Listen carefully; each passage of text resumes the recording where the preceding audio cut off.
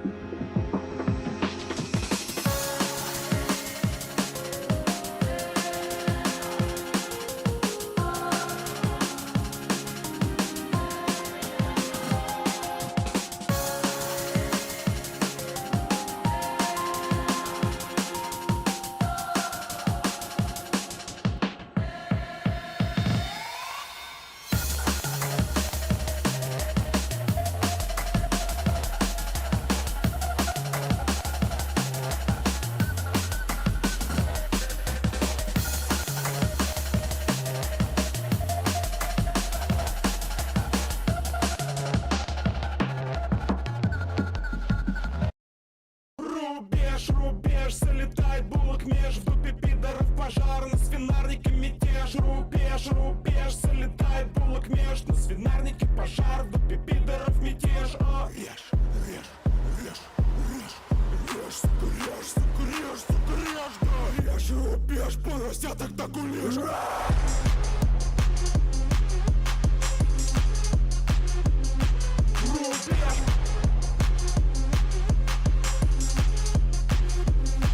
Рубеж, или проще говоря, орешник и безъядерный заряд. Погрузить пальку кромешную режь. Рубеж, давай режь, орешник. Слыши бум и пердаков на прослушке ФСБшник. Режь, режь, режь, режь, режь, сука, режь, сука, режь, сука, режь, да. Режь рубеж, поросяток так улежь.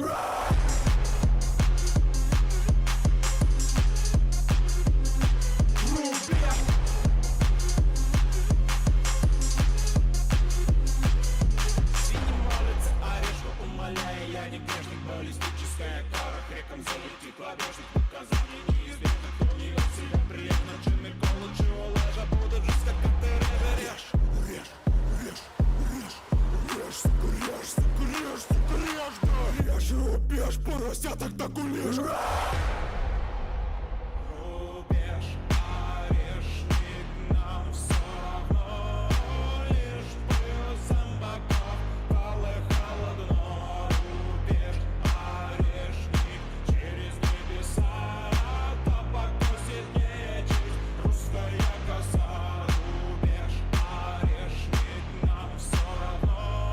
Лишь бы зомбаков полыхало дно. Рубеж, орешник, через небеса. Да покосит нечисть русская коса. Рубеж, орешник, нам все равно. Лишь бы зомбаков полыхало дно. Рубеж, орешник, через небеса. Да покосит нечисть русская коса. Рубеж, орешник, нам все равно. Лишь бы зомбаков полыхало дно. Рубеж, орешник, через небеса. Да покосит нечисть русская коса.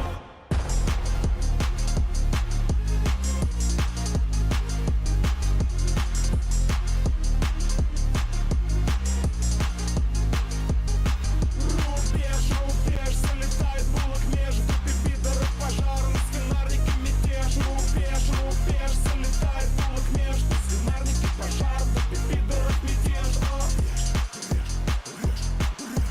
Режь, сука, режь, сука, режь, сука, режь, да. Режь рубеж, поросяток так улежь.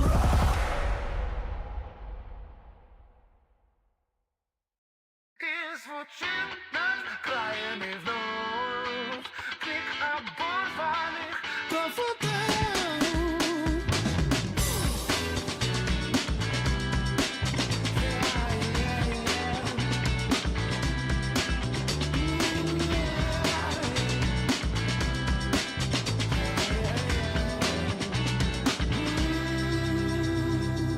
В небе темном мерцает свет.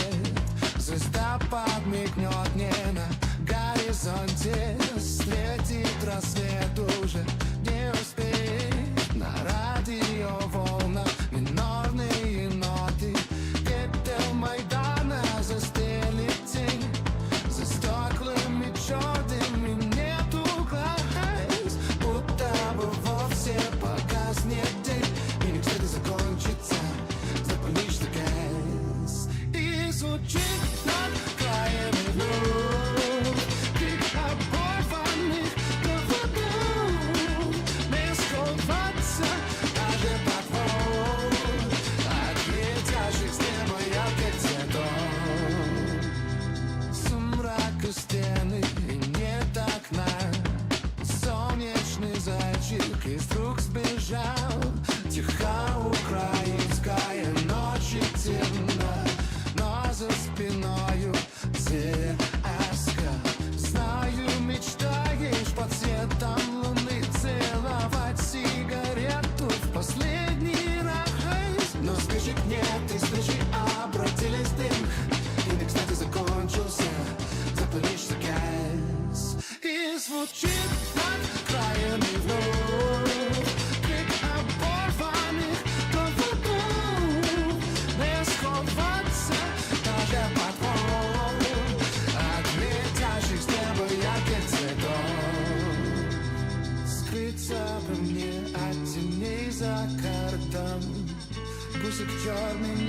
кружит под окном. Слушай внимательно истинные строки. Вспомни, что солнце встает на востоке. Воды у вас нет, не жалуйтесь. Все хорошо. Пейте мочу. С утра до вечера, свою. Закончится своя, пейте чужую. И звучит над краями вновь крик оборванных проводов. Не сховаться даже под пол от летящих с неба ярких цветов. И звучит над краями вновь крик оборванных проводов. Не сховаться даже под пол от летящих с неба ярких цветов.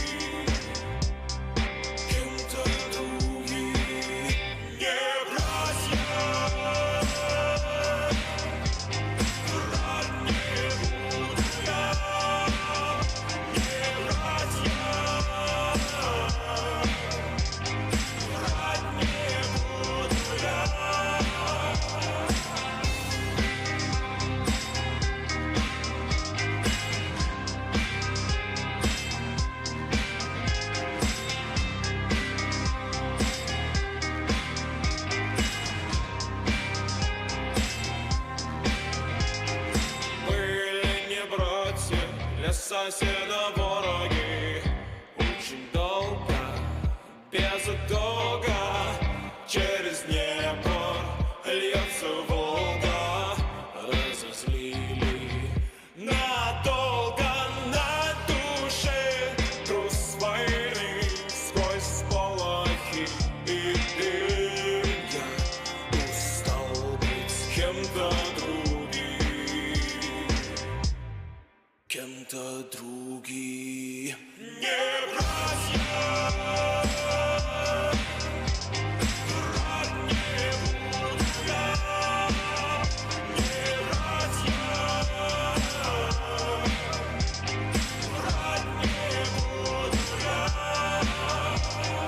Я тебе не брат, ты мне не брат к бою. Ты не друг, а брат, ты не друг, а брат. Ой, как же вышло так, как же вышло так к бою. Друга убивать, полетели не братья длинною дорогою. За Волгу, не братья до крови, до голоды. За Волгу, я тебе не брат, ты мне не брат к бою. Ты не друг, а враг, ты не друг, а враг. Ой, как же вышло так, как же вышло так к бою.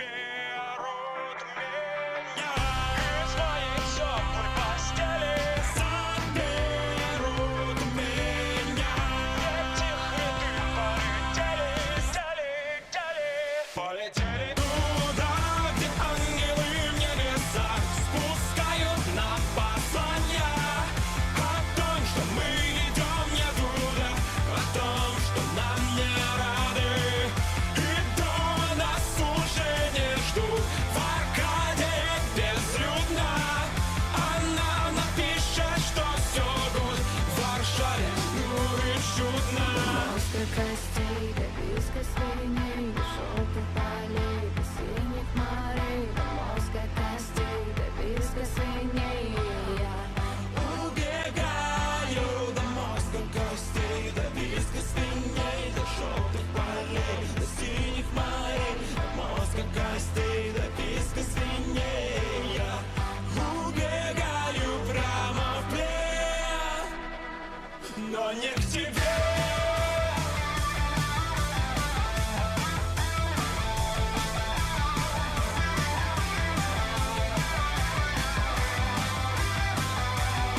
Поеду туда, где ангелы в небесах спускают нам послания о том, что мы идем не туда, о том, что нам не рады. И вновь в аркаде весна, и на Майдане люто. А кто хотел убить меня напиток, ну и чудно.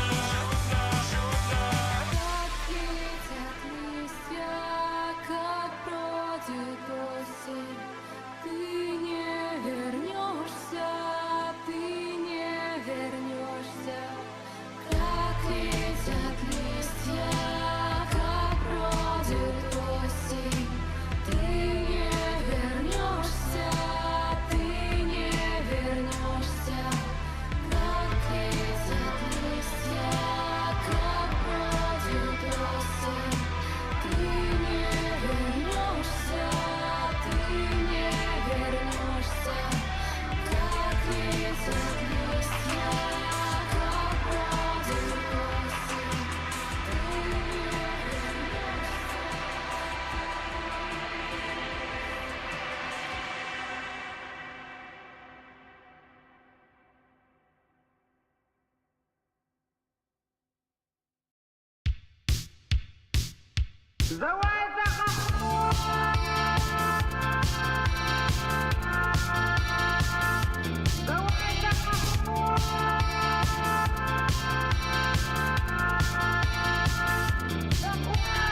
Вася, хохол, твои не сочтены, Бога запах от нашей весны. Вася, хохол, и тогда твоя мать в храме свечу не пойдет зажигать.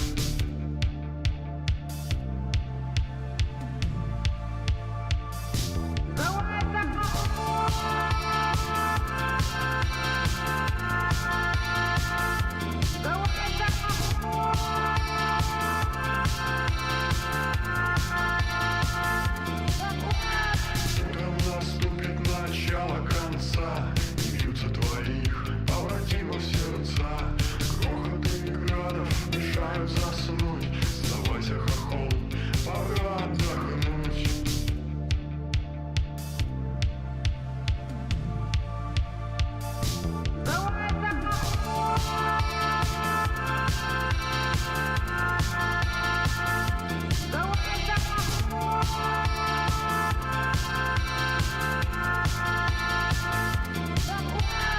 Улицы свистят одна за другой, перед глазами дорога домой. Сдавайся, хохол, хватит дрожать, жизнь или смерть тебе выбирать.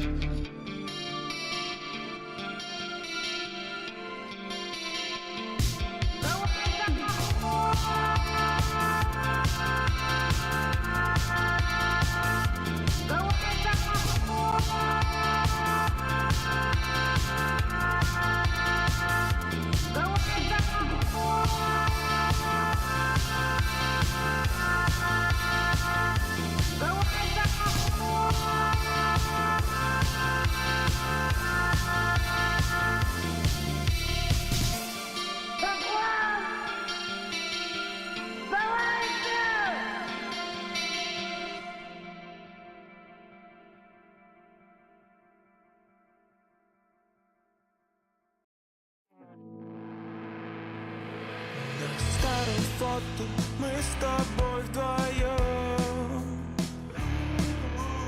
улыбаемся и голубем,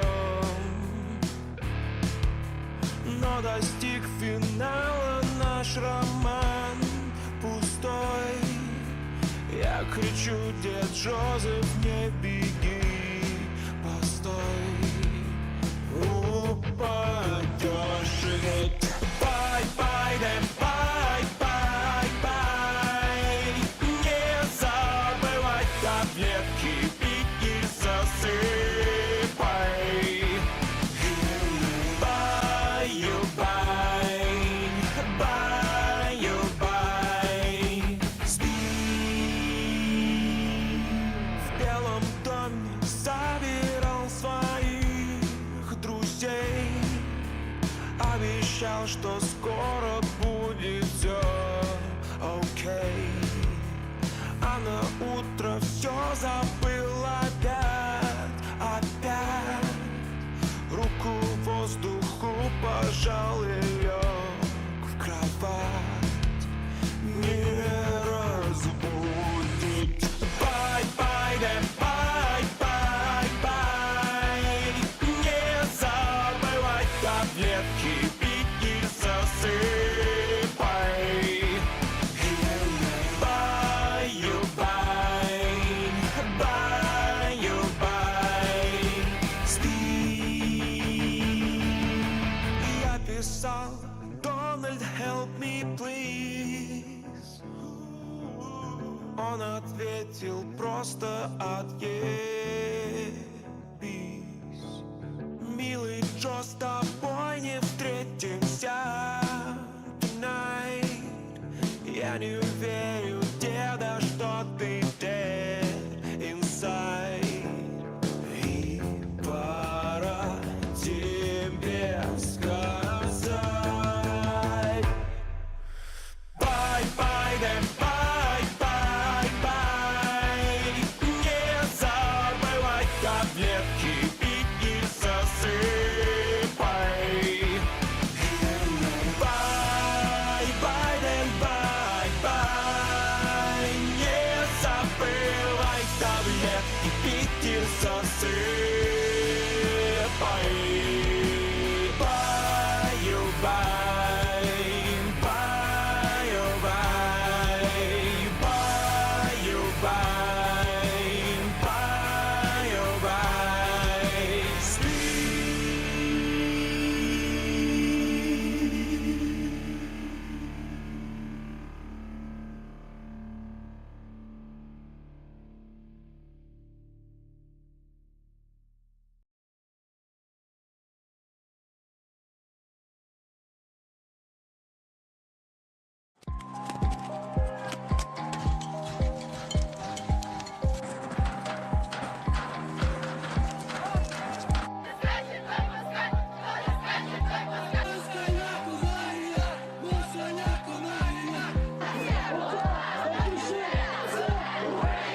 У нас діти підуть до школи, до дитячих садків. У них вони будуть сидіти в підвалах.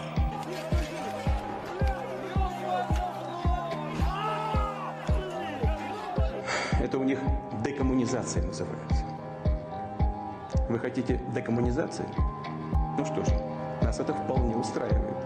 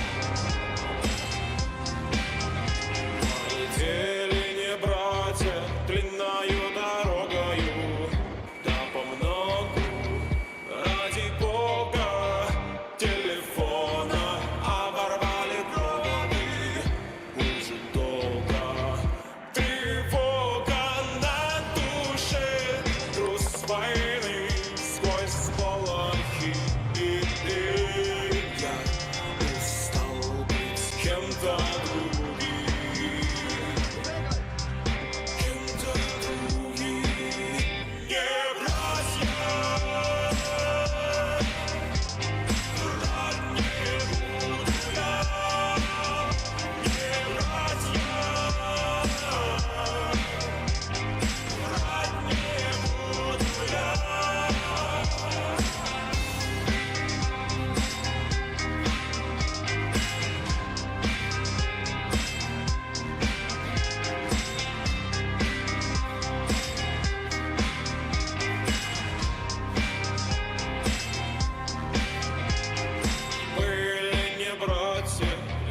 соседа вороги.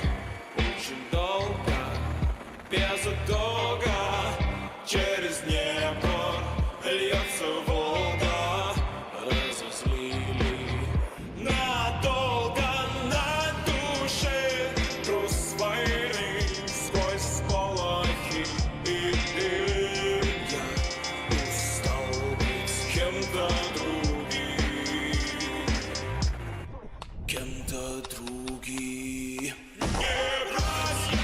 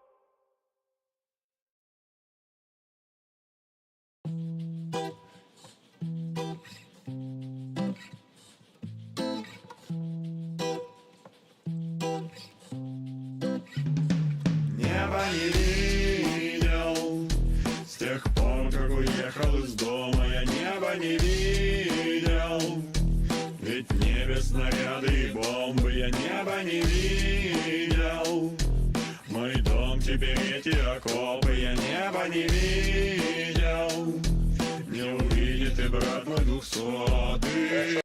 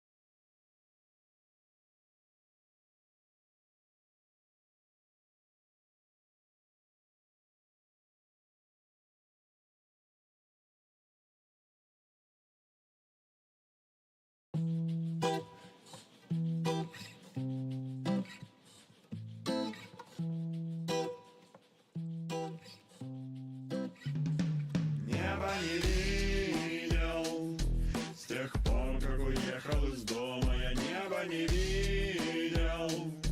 Ведь в небе снаряды и бомбы, я неба не видел. Мой дом теперь эти окопы, я неба не видел. Не увидит и брат мой 200-й. Эшелоны ползут на восток, на Донбасс, где фронт так жесток. Оставляет в окопах от всей допомоги лишь кости и дым санцепек. Нет, я не солжен, отвечу, коль спросит когда-то сынок. Автомат в руки дали, сказали там твари, стреляй, мол, по всем, кто идет. Неба не видел с тех пор, как уехал из дома, я неба не видел. Ведь в небе снаряды и бомбы, я неба не видел. Мой дом теперь эти окопы, я неба не видел. Не увидит и брат мой 200-й. На этой ненужной войне я был брошен, оставлен на дне. Я не нужен, почти безоружен, не ел уже несколько дней. На этой проклятой войне я не нужен своей же стране.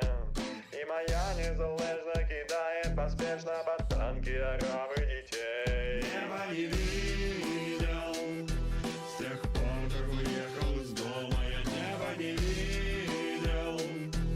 Ведь в небе снаряды и бомбы, я неба не видел. Мой дом теперь эти окопы, я неба не видел. Не увидит и брат мой 200-й. Командир нас оставил давно, лишь воронка напомнит о том. Мы накрыли накидкою жовто-блакитною то, что осталось потом. У них СВО, а нам что? Азова втором. Как я здесь оказался, во что я ввязался, слышу снова орёт ПВО.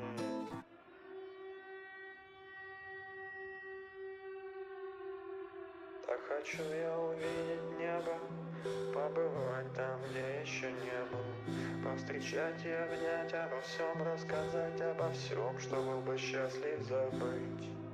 Неба не видел с тех пор, как уехал из дома, я неба не видел.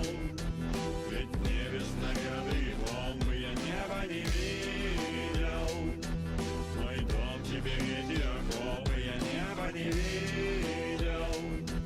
Не увидит и брат мой 200-й.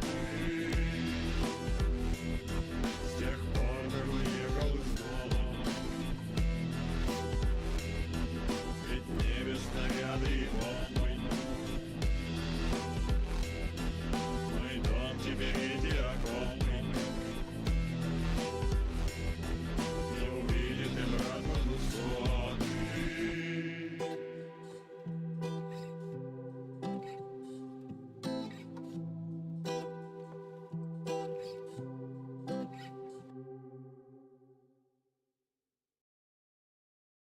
Гастрономический удар 2024. Это роллы по-донбасски, открывай ротом пошире. Уголь в соле, уголь в соле. Каждый хочет в этом зале. Уголь в соле, уголь в соле, уголь в соле. Каждый хочет в этом зале. Уголь в соле. Она любит свои суши, запивая все сакэ моим корнем. Это чуждо для нее, это окей. Филадельфия, гумка на меня тупо заебали. Так придумал я шедевр, ему имя уголь в соле. Мои суки отправляю это блюдо прямо в рот. Сало медленно стекает ей по шее на живот. Она стонет, хочет больше, я пихаю сало в лепс. Этой ночью я устрою ей апокалипс. Уголь в соле, уголь в соле. Каждый хочет в этом зале. Уголь в соле, уголь в соле, уголь в соле. Каждый хочет в этом зале. Уголь в соле.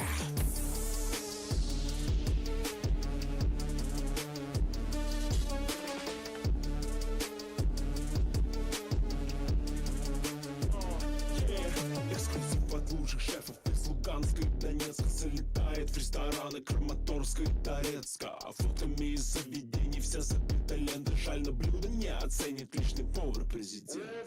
Гастрономический удар 2024.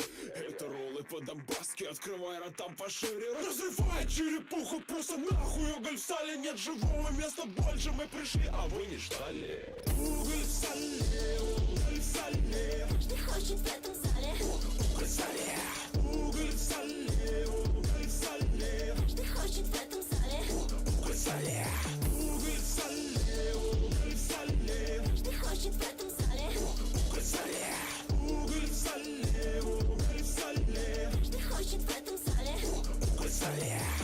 Кращі суші. Це із хрющі. Це просто відрив макітри. Уголь в сале.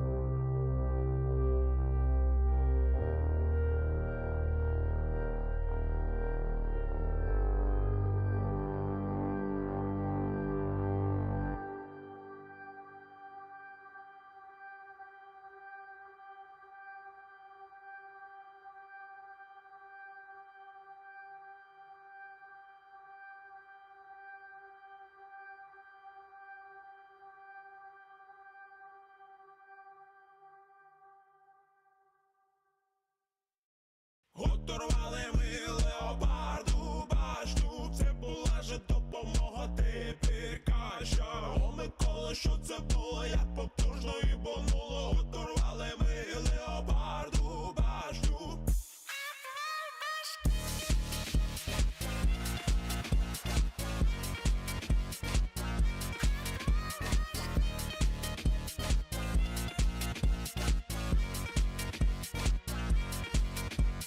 Оторвали ми леопарду башню, це була же допомога, тепер каща.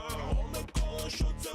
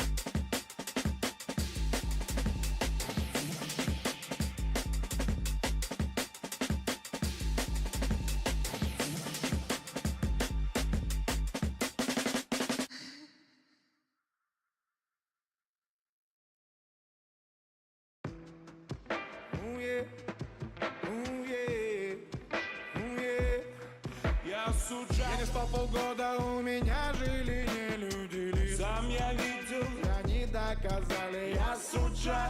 И у меня нет судьбы, мне ее растоптали металлом. Йо-йо-йо, орёт снаряд, разорванный свод у собора. Потому что мы вата, белая вата, красная вата, цель всех оккупантов. я суджан, Покалеченный ребенок войны. я суджан, Мама, забери же обратно. я суджан. Восстану из пепла, ведь я же герой. Прогоним врага безвозвратно.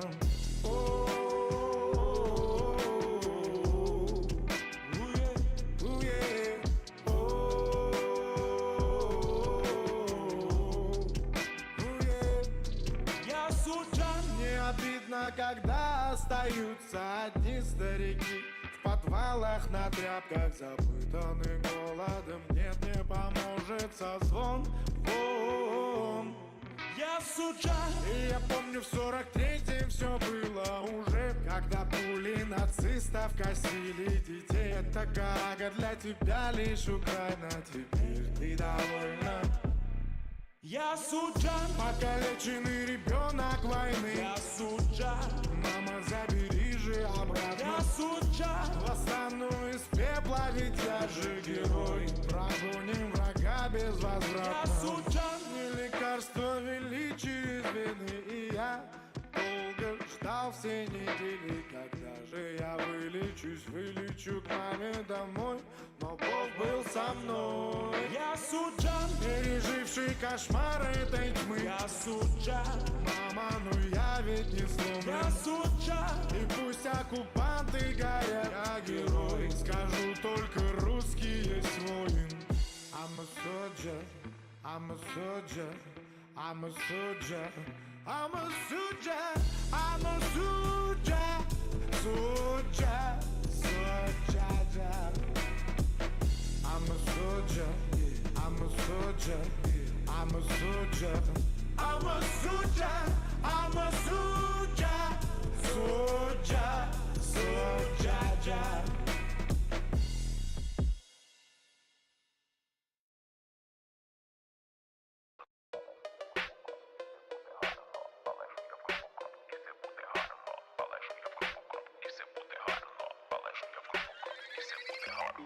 Пищите гуляки, мы выходим на тропу. Мы хотели сами драки, получить уже войну. Искандером прямо в череп, шахидом глаз. Не спасет вас даже седолобца пидерас. Что сидит за океаном, отправляет сброю вам. Ему похуй на вас, он Россию побеждает мечтами. Ленькая Украина, ему просто полигон. Ну а Селя, его пососный гондон. А я сразу скажу, пока меня не раскрыли. Да я спиздил этот бит, Али дуже скоро в кожной вашей квартире. Ваша хренный трек будет играть на репите. Лучше идите домой, пока не накрыли артой. Богатых героев завершили тобой. Сколько бизнес из них и пленных добавок уже не промямлят. Доброго ранку! Хохол, цветение герани, макетов шумные каждым утром ранним. Калибров с кинжалами в ряд музыкантов, играющих в такт. Команды 333 повертайся на полу, швыдче беги. Братья всех разорвем, бойся хохол. Что не скачется перед оперным театром, москалей превратились в трусливые львовята. И как понимать ваш жалобный плач? Нас-то за что? За Одессу, Донбасс, Харьков, Николаев, Запорожье, Херсон, Полтаву, Чернигов, Днепропетровск, Сумы, Киев, Черкассы, Кировоград. За русских людей, что проживают там. А кто я такой? Я коллаборант. Привет, СБУ, шугайте меня. С рождения противны ваши сратые мечты. И салом пропахшие французатые щуки. Таких, как я, много, всех не убьете. Скорее вы сами свою смерть обретете. А лучшую жизнь себе сохранить. За чужие амбиции умереть хочешь ты.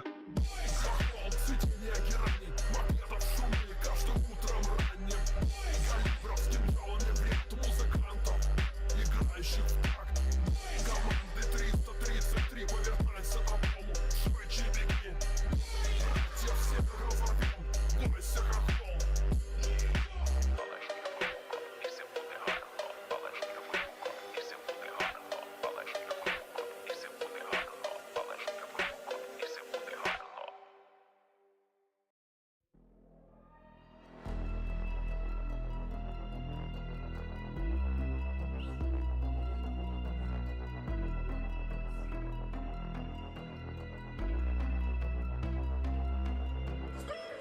took a pill here in Ibiza. I thought that it would make me cool, but now I'm weaker. Now I got way too many drugs up in myself. Don't know if this is gonna make me kill myself, because this shit be messing with my brain just way too much. Don't have no shit to make this much more easier. Regretting everything that I'm not fucking sober. I'm getting wasted after all this shit is over. Brandy rose tequila in my mouth. There's a fucking thing that I care about. They want me to survive, but I don't know how. I've been taking way more shots with no fucking doubt.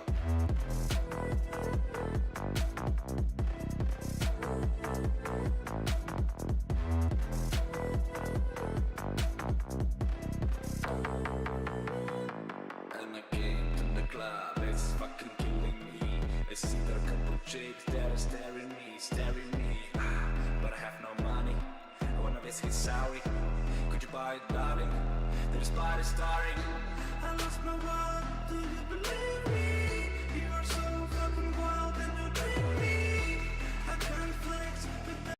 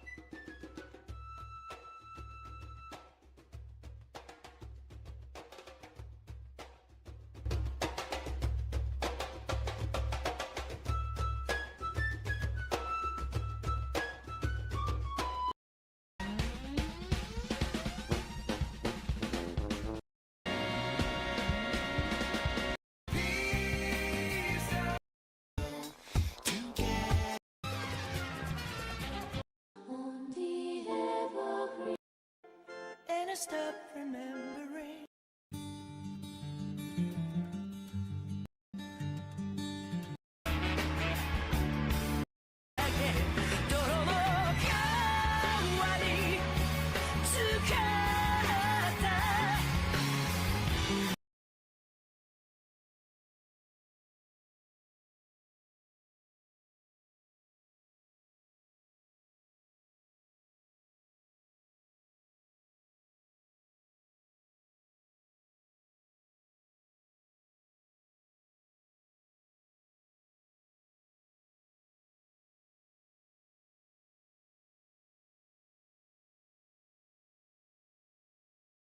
We just realized we were wrong. And that makes no classical sense. This physicist has been asking questions we're told not to ask. What is a particle doing between measurements? Where does it go? How long does it spend there? I traveled to my alma mater of the University of Toronto to speak to Professor Steinberg, the winner of the Physics World's Breakthrough of the Year, whose lab investigates photons traveling through a barrier that apparently causes atoms to spend negative time in an excited state. And it took us a while to appreciate it wasn't just any old negative number. My name's Kurt Mungle, and on this channel I interview researchers regarding their theories of reality with rigor and technical depth. Today, we discuss negative time beyond the pop science headlines, because if you just go by them, you'll be misled. Many other YouTubers or magazines will tell you that his results are about faster than light travel, but today we go into the recondite details, exploring the truth behind these negative time results. We also talk about what weak measurements are and how they recover Bohmian trajectories in the double slit experiment, and why Heisenberg's original disturbance argument about his uncertainty principle was experimentally incorrect. Again, we're all taught that Heisenberg's uncertainty comes from literally disturbing the atoms with other measuring devices, but that's false. We close with consciousness, quantum computing, and whether Bell's inequalities mean what we think they mean. Sir, your lab measured negative time. What does that mean? You're really going to jump right in. That means many different things in different contexts. And we got interested in it because there's an old context in which negative times were already known, but people tended to dismiss them. They recognized that there are certain things you can define operationally. If you define it that way, you see what number comes out, it turns out to be negative. This surprised us. I can go into more detail afterwards. But little by little, we understood sort of a way to patch things up and sweep it under the rug. And more recently, what we realized is it wasn't so easy to sweep it under the rug, and that we might have been missing something, and that there might be a sense in which negative times have more physical reality than we were ascribing to them. So I begin with that preamble because it's kind of a long story, the way we stitch these different things together. But I think the simplest question to ask yourself is the following. Suppose I fire a particle at a certain medium, some kind of a tunnel, and the particle gets through the other side, and just time. When does it arrive on the other side? That's an old question. It's an easy question to ask about particles. It's more complicated with waves. And of course, now we know that according to quantum mechanics, everything is both a particle and a wave in some sense. By the late 19th century, though, we already knew that light was a wave. So people were asking this question, how does a light wave travel through a piece of glass or a cloud of atoms?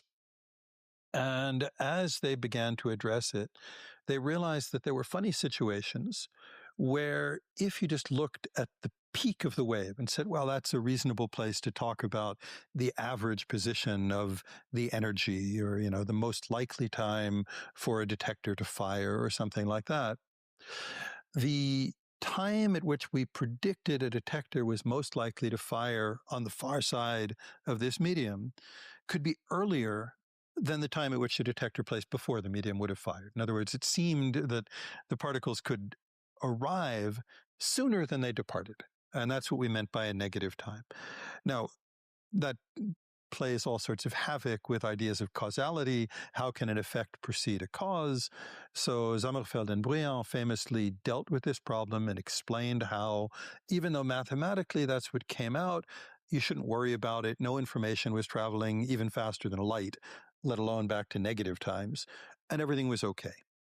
And this sort of came up in several different contexts. I mean, it was very theoretical in the early part of the century. In the 1960s, after the invention of the laser, people started being able to address this experimentally. And in fact, there was a little bit of a surprise. The old treatment, the Sommerfeld-Briand treatment, basically said, in places where this formula comes up negative, it's the wrong formula to use. It's never going to describe what actually occurs. And it wasn't until the late 1960s, early 70s, I forget, the two theorists, I think at Bell Labs, showed that, in fact, there are regimes where if you just ask that simple question, what's the most likely time for this detector to fire or this detector to fire, the time could really be negative. And the trick here is it only happened when you had absorbing media. In other words, you've got something that's mostly opaque, only a little bit of light gets through. And the classical way to think about it is to say, oh, I see.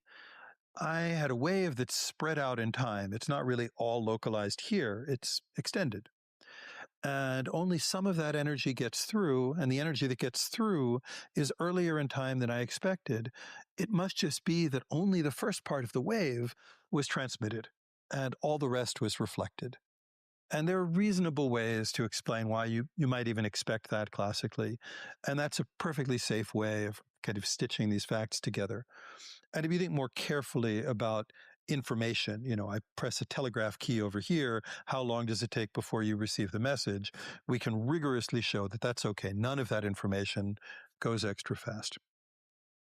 So that seemed to be one sort of explanation of what was going on, that only in cases where very little gets transmitted do you see these funny effects. And then it's not because anything is actually traveling faster than light or taking negative time to go through the medium. It's just because you're biasing your sample towards the stuff that was already out front. Okay? So the example I use sometimes with people is I say, imagine I have 500 passengers spread out on 100 train cars. Well, I guess it's not many passengers per car, but that's all right. Okay. And as the train is on its way from Chicago to New York, someone decouples the first car from all the others, and only the first car makes it to New York. If the folks in New York now ask, when did the average passenger arrive? He seems surprisingly early, but that's just because they got rid of 99% of the passengers who were further back in the train. And somehow that seems to be what's happening with light. So for years, this is the story we all told ourselves, that there is this negative quantity that comes out of a calculation. It does describe the average arrival time of the energy that arrives, but it's not because anything really took negative time. It's just this weird reshaping and cutting off part of a wave packet. For us, the new surprise occurred around 5 years ago when my student at the time, Josiah Sinclair, was doing a series of experiments and actually predicted that a certain time was going to be zero. We decided to show that this time was zero. And long story short, we didn't find it was zero. We found that it was some positive number. And we realized there was no existing theory to even predict what that number should be. We worked with a friend of ours in Australia, a guy named Howard Wiseman, to build up the theory behind this, quantum theory of open systems with post-selection, kind of state-of-the-art for how people are doing these quantum trajectory calculations. And Howard's theory kind of confirmed the experiment that we had already done. And we said, well, what does it say about a simpler regime? We sort of expected that if we went to a thinner sample and made our light, our photons, much, much better energy resolved, really tuned them exactly to resonance, these complications should go away and there should be a clearer intuition. And instead, when we took Howard's equations and applied them in that regime, we got this negative number again. And it took us a while to appreciate it. It wasn't just any old negative number. It was the same negative number that we'd known about in the 1990s. This one that we had discarded saying, that's not really a description of what's happening physically. It's just this funny illusion. And that led us to say, maybe we were too hasty. Maybe these negative times that come out of these formulas are describing more about the actual physics of the situation than we'd appreciated. So I don't think the story is complete yet. I can't give you a simple answer. What does a negative time mean? It is a negative number that appears in some formulas. Those formulas are designed to express, to predict the outcomes of particular experiments. But for us, the surprise is that the same negative number, the same formula, seems to describe a bunch of different effects, which to me suggests that it's telling us something deeper about the physical reality and not just about, the happenstance of one particular measurement design. To the viewer or listener, it still may seem like you have a basketball. Let's just say that, and that's a photon. Okay, then you throw it to me and you say there must be some barrier. So let's imagine there's a curtain here, like you're first class and I'm economy, and they just put that through. Okay, so that's the barrier, and then I catch it. It sounds like what you're saying is I'm going to catch it prior to you throwing it. But then also, it sounds like you're saying wave packet, and is a photon a wave packet? Is a wave packet a collection of photons? So please help spell out this analogy. Yeah. So I think, first of all, you're hitting at the questions that really motivate a lot of our work in this lab, which is that we don't have complete answers to these questions. As you know well, we have a mathematical formalism that lets us predict the outcomes of particular experiments. It's incredibly powerful, incredibly well tested, incredibly accurate, and people still argue about what it really means about the reality that's truly behind. And we don't have, absolute proof of the right or the wrong way to think about it. We don't even know if there is only one right way to think about it. So when you ask, is a photon a wave packet? Is a wave packet a collection of photons and so forth? This is language that we, paste on top of the mathematical formalism, and different people will use different language. So I'll use a picture that makes sense to me, but I want to be clear that some people will object to the way I describe it, and on a more careful day, I might even not describe it this way. I think of a wave packet, as a probabilistic description of where particles are. So the point is, we cannot say the photon is exactly here or exactly there. And I think even this description of I throw one basketball and you catch it, when did I throw it, when did you catch it? Well, that's classical thinking. We do need to move a little bit beyond that. So at the very least, it's still a classical analogy, but I imagine many different basketball players here, all trying to throw you a basketball around noon, but some throw it a few seconds before noon, some throw it a few seconds after noon. On average, the basketballs have been released at noon. You catch the basketball, and we discover that on average, when you catch the basketball, you're catching it at 11:59 and 59 seconds. And we, look confused, and we say, wait a second, the basketball arrived a second before it was thrown. And then we say, oh, wait, no, you didn't catch most of the basketballs. Most of the basketballs are rolling around on the ground because you missed them.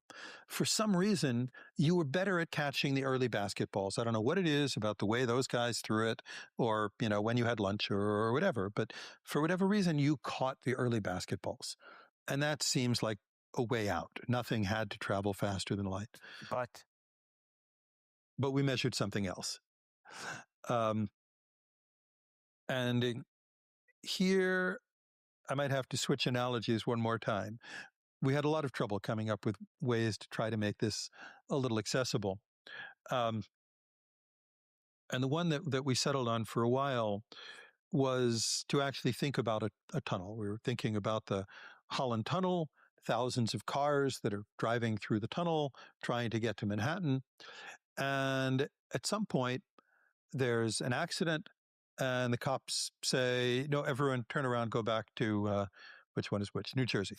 There are just a few cars that managed to make it into Manhattan. So just as in the basketball case, this is an example where we'd see, well, the average car making it into Manhattan arrived earlier than the average car leaving New Jersey, but that's because 99% of the cars were just turned back by the cops, okay? So perfect analogy with the basketball thing. It doesn't say anything about where the cars spent their time. So now we imagine something else. We imagine that some of those cars have a problem with the engine and they're giving off a lot of carbon monoxide. So the longer a car like that spent in the tunnel, the more carbon monoxide we would sense in the tunnel afterwards. So what we do is we wait and see, is this car that's giving off all the extra CO, in the end, does it show up in Manhattan or does it end up back in New Jersey? And depending on where it ends up, we send a guy in with a CO meter to measure how much was released in the tunnel. And we'd expect, from this classical picture is, well, it still takes 10 minutes or whatever to drive through the tunnel. Doesn't matter whether the car got through or not. There's going to be this extra CO when the car spends that time in the tunnel. Our measurement tried to really look at that. So on the physics side, not look at when does the photon reach the detector. That was well understood. Look instead at how long is the photon inside the atom cloud, meaning look not at the state of the photon, look at the state of the atom. Look at what information it's leaving behind in the atoms. And that's like looking for the carbon monoxide in the Holland Tunnel. What we found is that whenever that photon was transmitted and got to the far side, it was as though the atoms were spending less time in their excited states than if there hadn't been a photon at all, instead of more time. It's as though when you measured the CO level in the tunnel, you found every time the car get through, there was actually a negative change in the carbon monoxide level in the tunnel. And that makes no classical sense. I don't understand how that could be. Quantum mechanically, we can think it through. I could give you a physical picture of exactly what we're measuring and why it turns out this way. But that's not really our goal. I mean, it's nice to be able to do that, make sure everything hangs together. But our goal is to try to universalize, right? And to say there's something interesting about this formula. It doesn't only describe the most likely time of arrival. It also describes the behavior of the atoms. It also describes all these other features of the process. And in that sense, it starts to seem like even for something like time, negative quantities can have a real physical meaning. And I think that puts us in the position of struggling to understand exactly what is that meaning. When I'm deep in research, reading papers on, say, the philosophy of mind or quantum gravity, it may seem sterile, but I still don't want my ISP logging every single page that I visit. ExpressVPN prevents exactly that. Your internet service provider, your ISP, can see, they can log, and they can, in the US, legally sell a record of everything you do online. ExpressVPN encrypts all your traffic and reroutes it through secure servers so your browsing history stays entirely yours. I travel for interviews and conferences constantly, and connecting to hotel airport Wi-Fi without protection is something I'd often kick myself for afterward. ExpressVPN's encryption makes those public networks safe. It can be used to totally unlock geo-restricted lectures and content by changing online location to any of 105 countries. There's no compromise on speed either. It's consistently among the fastest VPNs out there. The fragility of hunting for workarounds just vanishes. Find out how you can get up to 4 extra months by clicking the link in the description box below, expressvpn.com/theoriesoferythingyt. That's expressvpn.com/theoriesoferythingyt. I subscribe to The Economist. Their science and their AI coverage is among the best I've found anywhere. And I say that as someone who reads plenty of it. I'll give you some examples. They just ran an analysis on how attitudes towards science are changing in American politics and what this means for research and funding in scientific institutions moving forward. This sort of high-quality reporting is fantastic. They even covered how dark energy may be weakening over time. Now, if that holds up, it completely changes our understanding of the universe's fate. If you watch this channel, those are exactly the kinds of questions that we explore every week.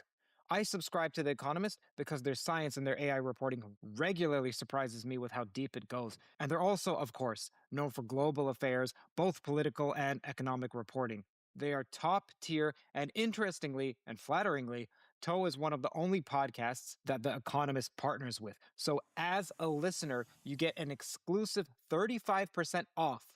That's not a deal that they have just anywhere. Head to economist.com/TOE to subscribe. That's economist.com/TOE for 35% off. Why is the tunnel so important to this? Why is this curtain that's in front of us needed? So it doesn't need to be a tunnel, like in the sense of a quantum mechanical tunnel barrier. That's in fact not what I'm talking about right now. But we're asking about the time spent in a given region. And if there's nothing in that region, if it's vacuum, the time spent in that region is the thickness divided by the speed of light. There's no complication there. And if it's air, well, then it's the velocity of light in air. It's still pretty close to c. But as soon as you put something there that the light can interact with, then there's the possibility of the light slowing down. So there are a few different examples of this we found interesting, but the one we're looking at now is really the more than 100-year-old example of just if you have the simplest model for an atom that can interact with light, what happens as light goes through this cloud of atoms? And that's easier than thinking of a piece of glass or something like that, but it really is supposed to capture the same kind of physics. So the idea is we have a cell that has a bunch of rubidium floating in it, and our lasers are tuned so that they're on resonance with the rubidium atoms. When a photon hits a rubidium atom, there are sort of two things that can happen. It can be absorbed and excite the rubidium to its upper state, or it can just miss the atom, so to speak, and keep traveling. After an atom ends up in the excited state, it doesn't stay there forever. That state has a finite lifetime. It will spontaneously fall to the ground state and spit the photon back out as fluorescence, generally in a random direction. So normally we think of that as absorption or scattering. That photon is lost to our laser beam.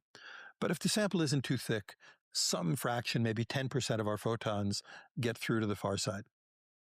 Now we know that while the light is inside the atom cloud, it's moving atoms up and down into the excited state, or in a classical sense, that's an electric field. It's polarizing the atoms. It's giving them an electric dipole moment.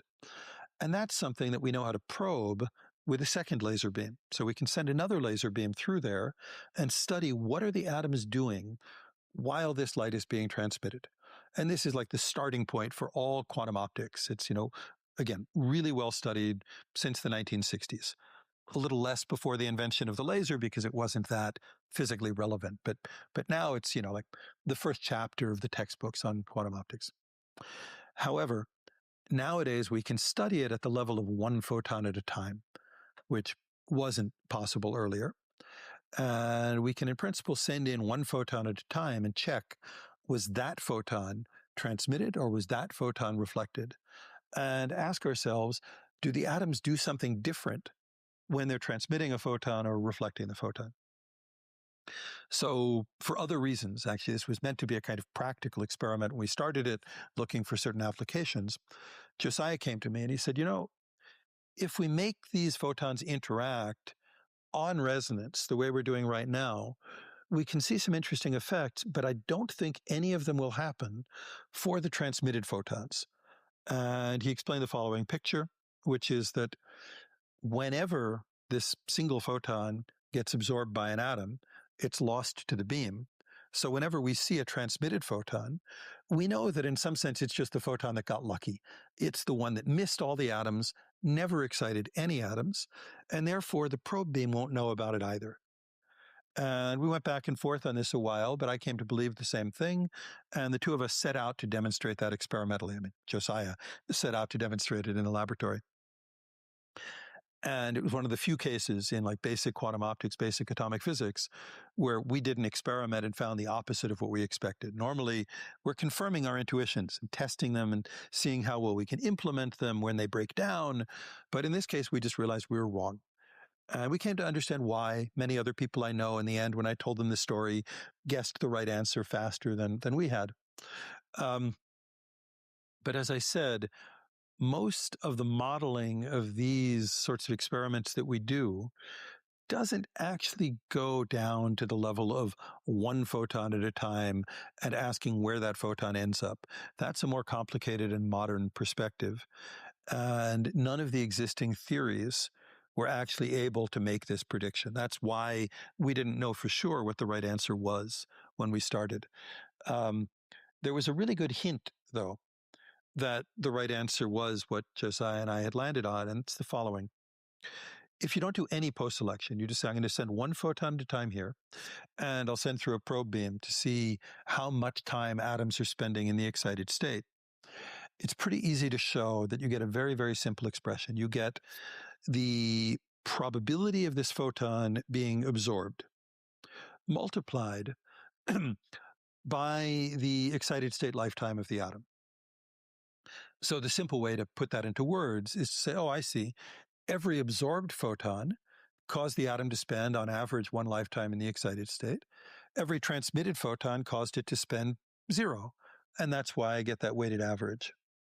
So in fact, when our experiment contradicted that, it led to another puzzle, because now it said, wait a second, on average, each absorbed photon causes the atom to spend 1 lifetime in the excited state, but we just learned experimentally that some of that time came not from the absorbed photons, but from the transmitted photons.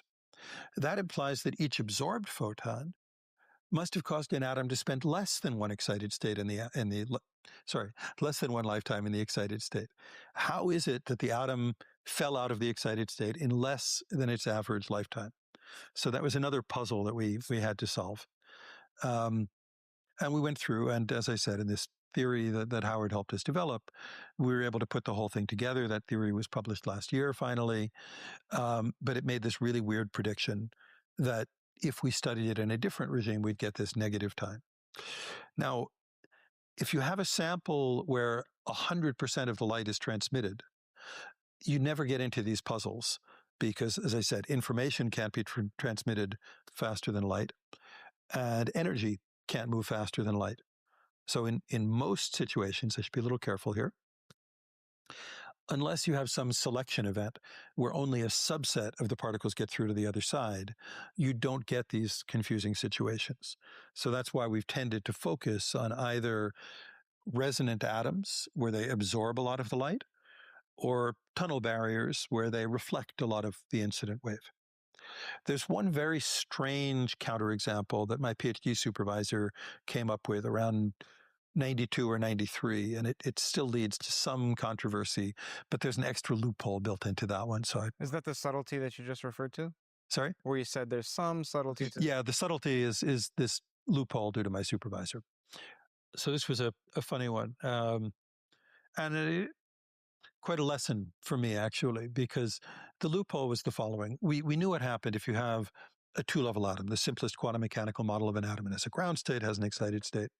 Send light close to resonance, and normally it slows down, but it turns out that if you're right on resonance, or very, very close to resonance, you get instead these anomalous group velocities that can be faster than light, or even negative, which means even faster than light. And this, again, is the stuff that was known mathematically from the early 1900s and had been sort of swept under the rug for good reason, and then, reinvigorated a bit in the 1970s and 80s. The trick is, on resonance, you have a lot of distortion. That's why Zimmerfeld and Briand, later Jackson, argued you'll never see this in practice. Garrett and McCumber, and then Steve Chu and Stephen Wang showed that, in fact, you could see it if you were really, really careful. There are sort of narrow regimes where even though most of the light is absorbed, you could see this superluminal transmission. And what Ray Chow, my PhD supervisor, wanted to do is move beyond that very delicate regime. And he had this brilliant insight. He said, that's what happens if the atom is in the ground state. If it's in the excited state, everything is going to flip. So instead of having really slow propagation outside of the absorption band and fast propagation inside, the absorption turns into amplification or gain. And I end up with really slow propagation in that gain line and faster than light propagation outside, where I just have 100% transparency. And again, that seemed really weird because we'd always said the loophole is most of the stuff isn't getting transmitted. If just the subset that gets transmitted shows up early, I can explain that away. But if everything gets through and it shows up early, now it seems like we're communicating faster than light. We know that's not going to be the full answer. So the way I always like to explain it, again, sort of semi-classical hand-waving,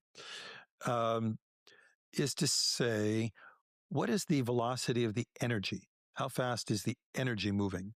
That's only one of many questions you could ask, but let's think about that one. That's complicated because an amplifier, by definition, is something that has energy in it. It's plugged into the wall, so it can add energy to your system. So I have my amplifier, I fire a laser at it, some light comes out. which energy is that? Is that from my laser or is it from the amplifier? There's no way to tell. Energy is fungible. Energy is energy.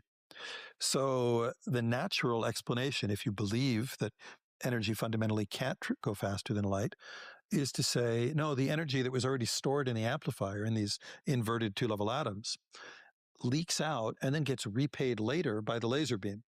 Why that happens, I don't know, mathematics, quantum interference, but that must be the explanation. The thing is, how do you rigorously prove that that's the right way to think about it? How do you show where the energy came from? Don't really know how to do that. And there are a number of people who've tried to define better ways of talking about the energy velocity. The motivation for this, if I go back a step, is I keep referring to this century-old work by Sommerfeld and Briand. It's because, they really were the pioneers in getting rid of these paradoxes. And they said, look, when we talk about waves, people learn probably in first year physics that it's hard to talk about the propagation velocity of the wave. There are ripples, they move at one velocity, but the whole wave packet may have a kind of envelope that can move at another velocity. And the first thing we learn is don't worry about the ripples. The meaningful thing is the envelope, not the phase velocity, but the group velocity. Why? Because it tells you where the energy is on average. I think that's the simplest way to put it. So we already knew about phase velocity and group velocity, and funny situations where the phase velocity could be faster than light, and people said, don't worry about it. It's not energy, it's not information. But the group seemed like it was telling us where's the energy, where's the information. Then when the group velocity turned out to be faster than light, these guys said, oh, wait, we must be missing something. So they came up with better ways to say, well, where's the information? And they showed how the information velocity is still slower than light. Whew, we're okay. And then they said, what about the energy? And they came up with a way to calculate the energy velocity. And typically that was also slower than light. It turns out that by their definition, in the case of a tunnel barrier or an absorbing medium where very little is transmitted, the group velocity may be faster than c. The information velocity is never faster than c. It can be arbitrarily close to c, but it can't go any faster. But the energy velocity was much slower because most of the energy is actually getting absorbed or sent back. And Ray really wanted to push on that and say, are there interesting cases where we can make the energy velocity high? And that's why he looked for this transparent case. If you use the textbook formula to calculate the energy velocity in that case, it also turns out to be faster than light. And that's why we said, oh boy, even that definition isn't enough. We need to come up with a better definition for where's the actual propagating energy.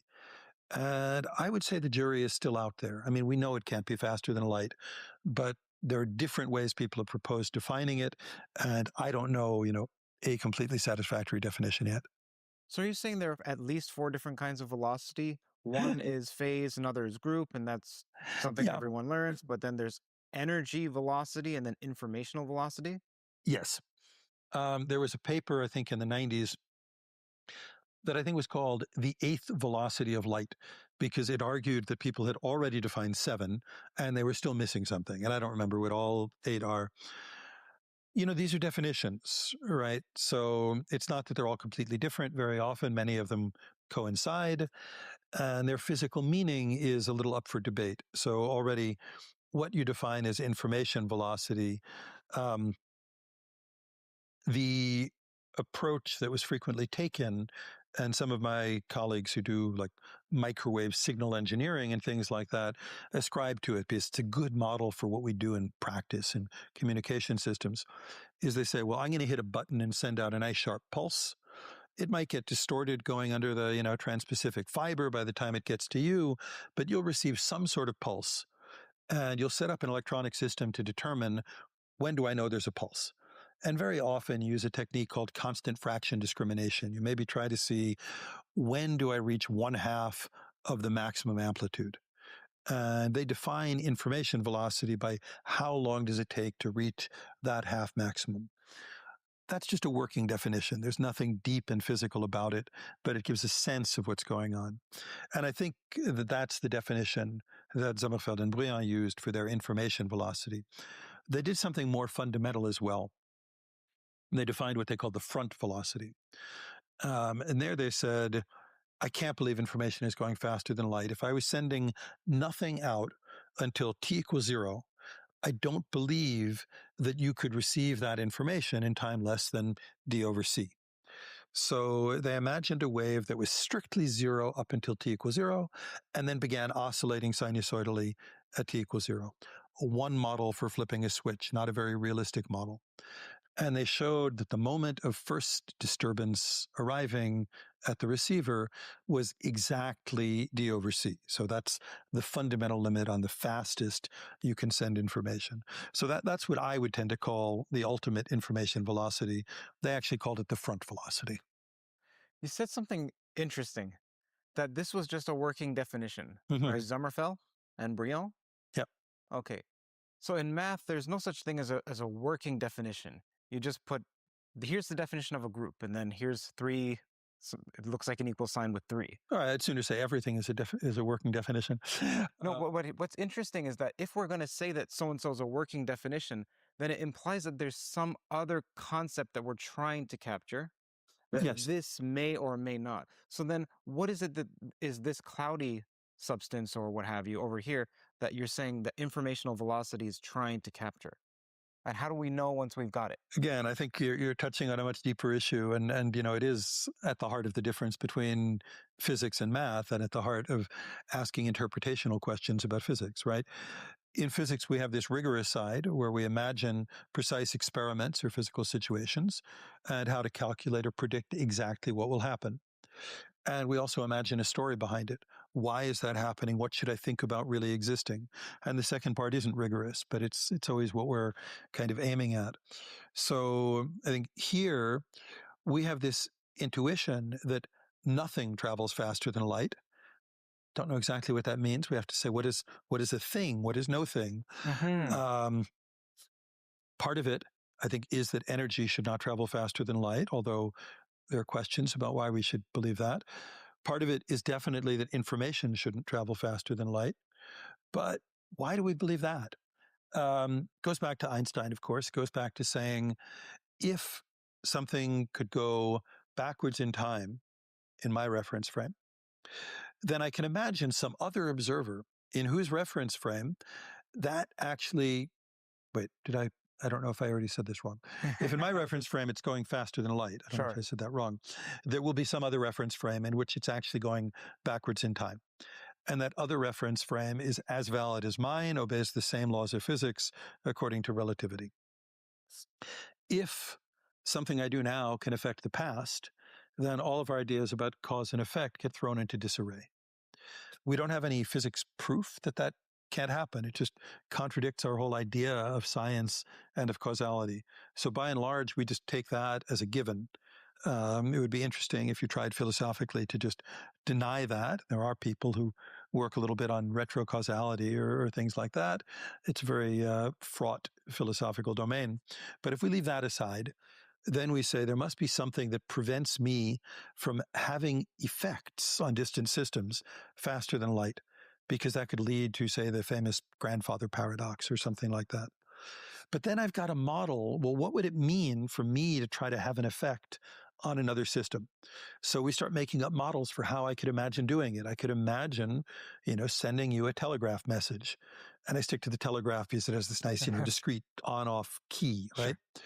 So we try to model that and say, all right, at least if you did it this way, I can show you that there's no way that Kurt could react faster than d over c. Whew, sigh of relief, everything's okay. But was our model good? Could you imagine a different way I could get to the information faster? So the idea is to cook up schemes that should show what the ultimate bounds are, where we really believe there's no way you could know anything. And that, to my mind, is the purpose of the front velocity. What it really shows is that at a given time, nothing you can measure depends in any way on what I do at times too late for me to send you a signal at the velocity of light. So the only thing you have information about is in your past light cone, times where I could have communicated with you at the speed of light. And I really think that's what the front velocity argument does. Whereas the signal velocity, well, it was one experiment a little closer to what you might imagine really doing in a lab. It is a little closer to what we really do for communications. And it's always slower than that fundamental limit.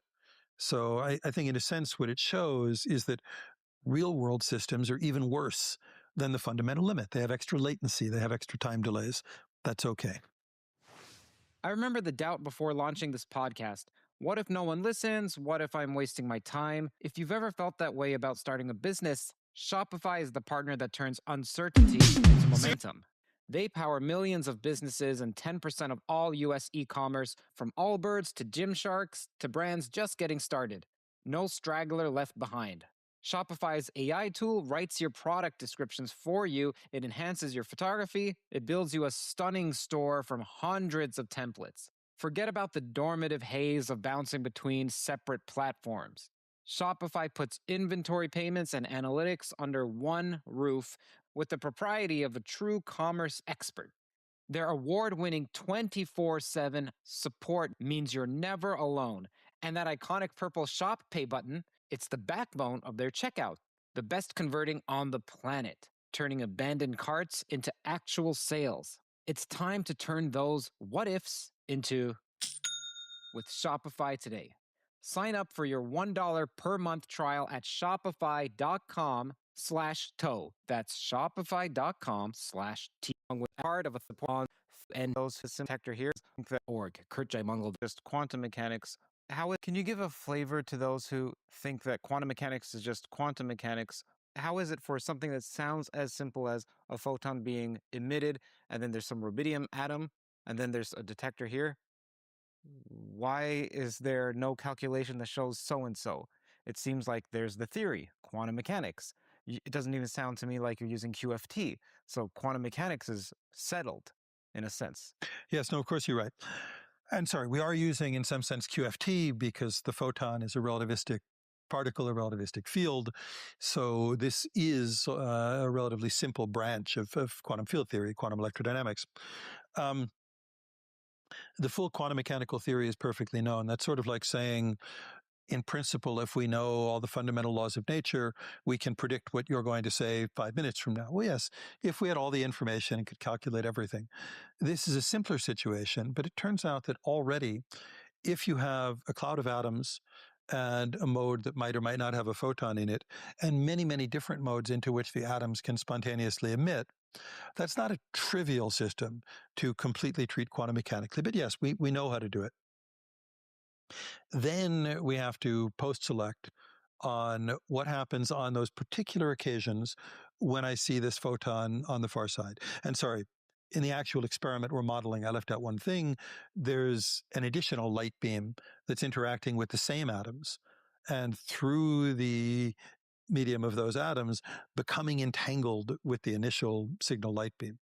So it is a complicated multi-mode problem, but the underlying theory is indeed perfectly well known. No one, as far as we know, happened to work out that precise set of equations and then look at what it means about this post-selection.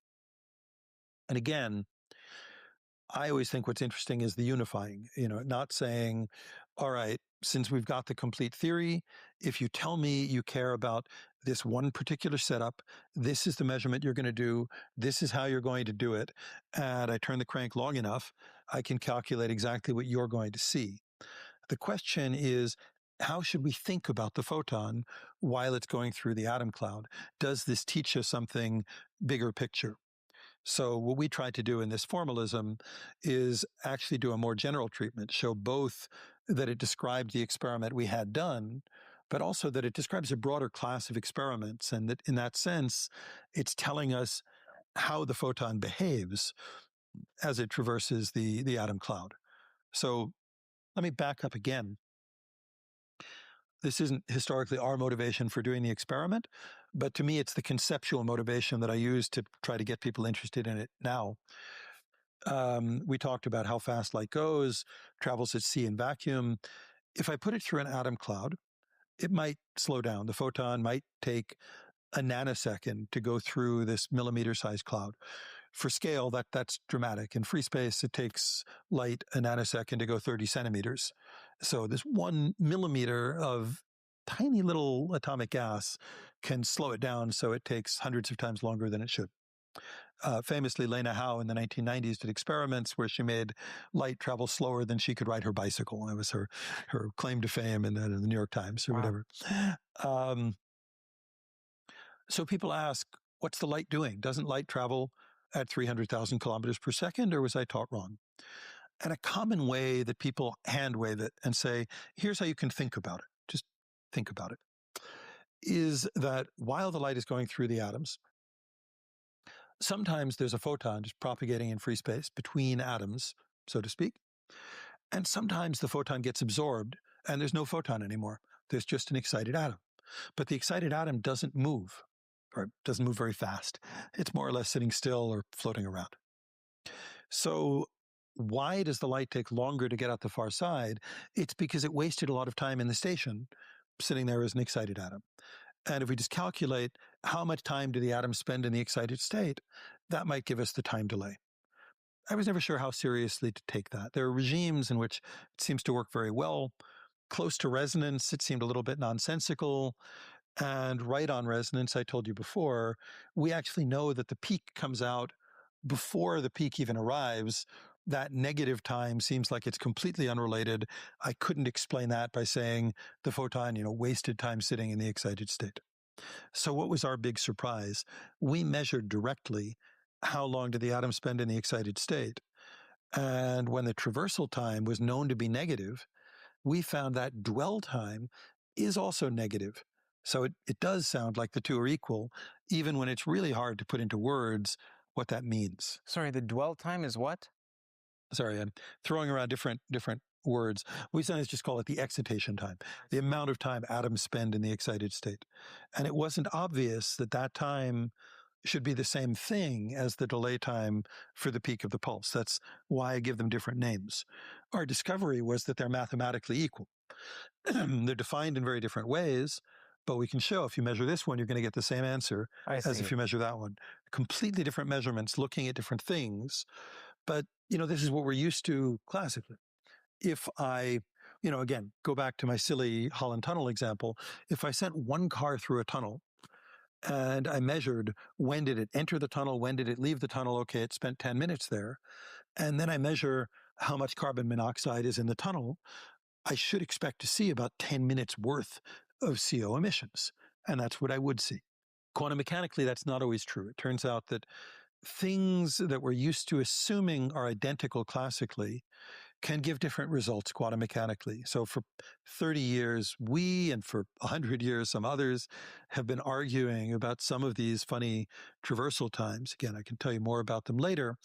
And discovering that there are different ways of defining them that you would have thought meant the same thing classically, but in fact are described by different functions quantum mechanically. So, when you say, why is there a working definition? Are you groping towards something else? Well, yeah, we have this idea that there's a time. And there are cases where I think we just learned that that's wrong. There are several times. We should learn what the different times are and think about what they mean. But we began by saying, there's this thing that has an obvious meaning classically. Let's figure out how to define it quantum mechanically and how to measure it.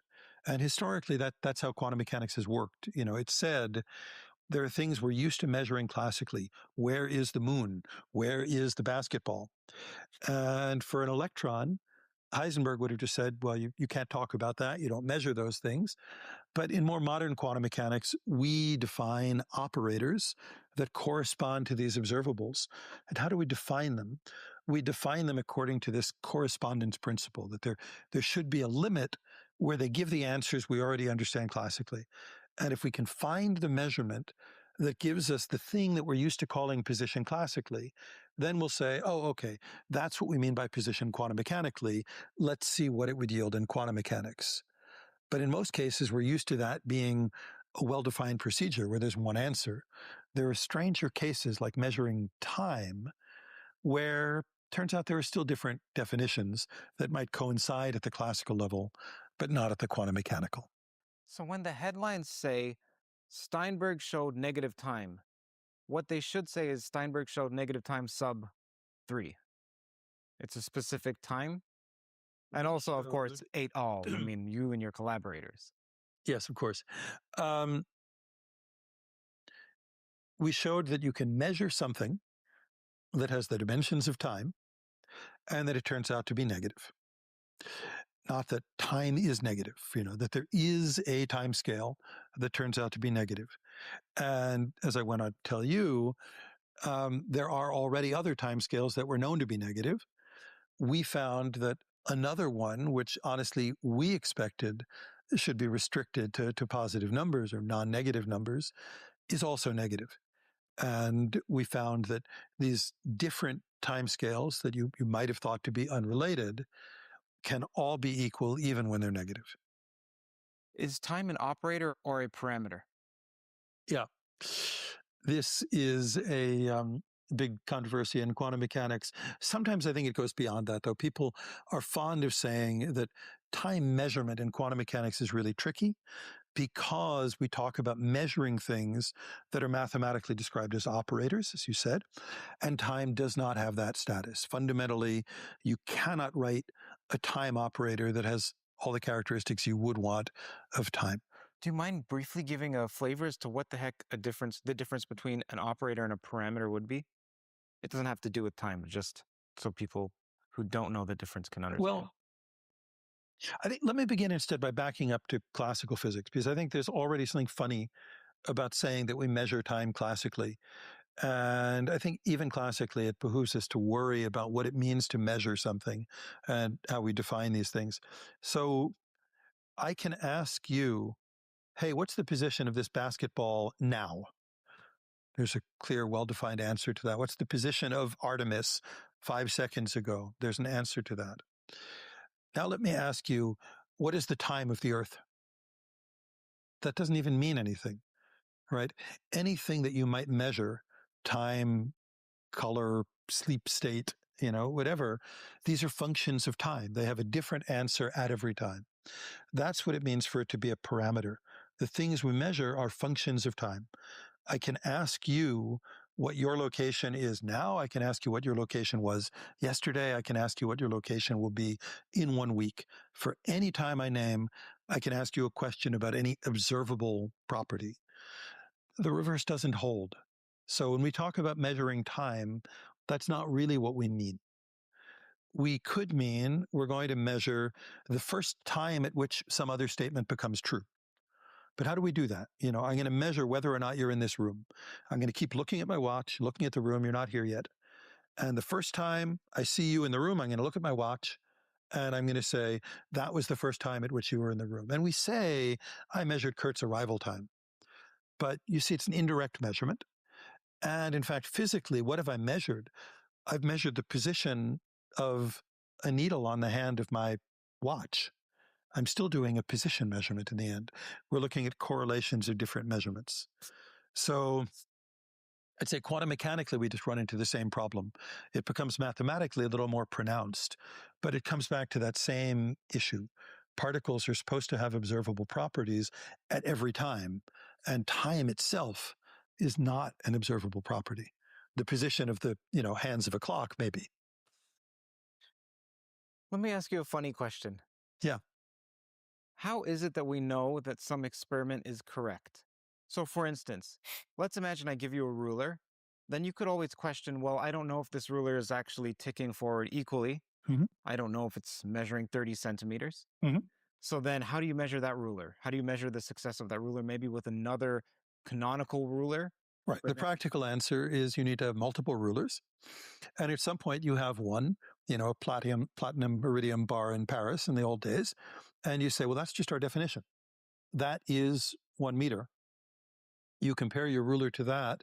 And if you say, yeah, it agrees to a part in a million, then I'm going to trust your ruler to a part in a million. And, that's as good as I can do. And there's no question no meaning to the question of whether it's right or wrong. It's just the definition. We do want to define things so that they make sense in terms of, physical constants. So we do want to ask, does a clock tick at a constant rate? Well, how do you compare a clock tick now to a clock tick next year? How do you verify that that's constant? Mm-hmm. So the best you can do, again, is compare two different things. Build two different clocks and confirm that, at every time, all the clocks I build by the same recipe using, the physical definition now of what a second is, agree at every time. You still raise the question, well, maybe all of the clocks are changing as a function of time. Is that a conspiracy theory? Why would they change the same way? Well, unless the laws of physics themselves are changing the same way, of course they couldn't. Are the laws of physics themselves changing? That's, again, a tough question. People ask themselves that. They look for drifts in fundamental constants. But I think even there, you've got a matter of definition. You have to say, what are the two things I would compare and call a change? You'd be free to define either one of those to be constant. I could say, this clock made out of cesium is my definition of a second. So I know that its click rate is not changing because that's what I mean by click rate. What I will do is see whether the orbital period of a hydrogen atom is changing with respect to that, or whether some binary pulsar system is changing with respect to that. But no, in the end, you can only compare. And I think, that's been a big part of the 20th century evolution in physics and in philosophy and culture more broadly, to think in terms of what it means to measure something, to say time is what a clock measures, distance is what a ruler measures. Let's think of an idealized way you might define the construction of a clock or a ruler, and then see whether there are cases where different clocks or different rulers disagree. And if so, we draw a conclusion about the fundamental nature of the universe. And quantum mechanics does something very similar, saying, if you really want to be a formalist and a purist, you'd say quantum mechanics says nothing about what's actually out there. All it does is predict probabilistically the results of different measurements. And I'm a realist. I think most experimentalists tend to be realists. We feel like there's something out there. I don't claim to have some epiphany and know more than you do about what it is, but I think our goal is to try to understand that. And, we make educated guesses based on our formalism, Occam's razor and things like that. But I've gotten in trouble where I've written papers describing what we did, and I literally once had a referee report that said, I'm not sure what the author means when he uses the word is. He wanted me to take out, the electron is here, or whatever I had written, and say, had one conducted a measurement of the position of the electron, one would have found, and be very, very, very conscientious. Yeah. Okay, so you said that most experimentalists have an idea that there's real. I believe that's true. Okay. Yeah. And many theorists. But I feel like it's a little hard to be an experimentalist without imagining some actual external reality. But to my mind, this is part of the big question, right? The reason I'm in this field is not originally to study photons and atoms. Photons and atoms are cool. So are quarks, so are black holes, so are LLMs, so is consciousness. Many different things out there are interesting. I think what really struck me as a kid is reading some science fiction book that alluded to Bell's inequalities and Aspé's experiments. Kind of remarkably, because I later understood the book was written only a few years after Aspé's experiments, but this guy was pretty knowledgeable.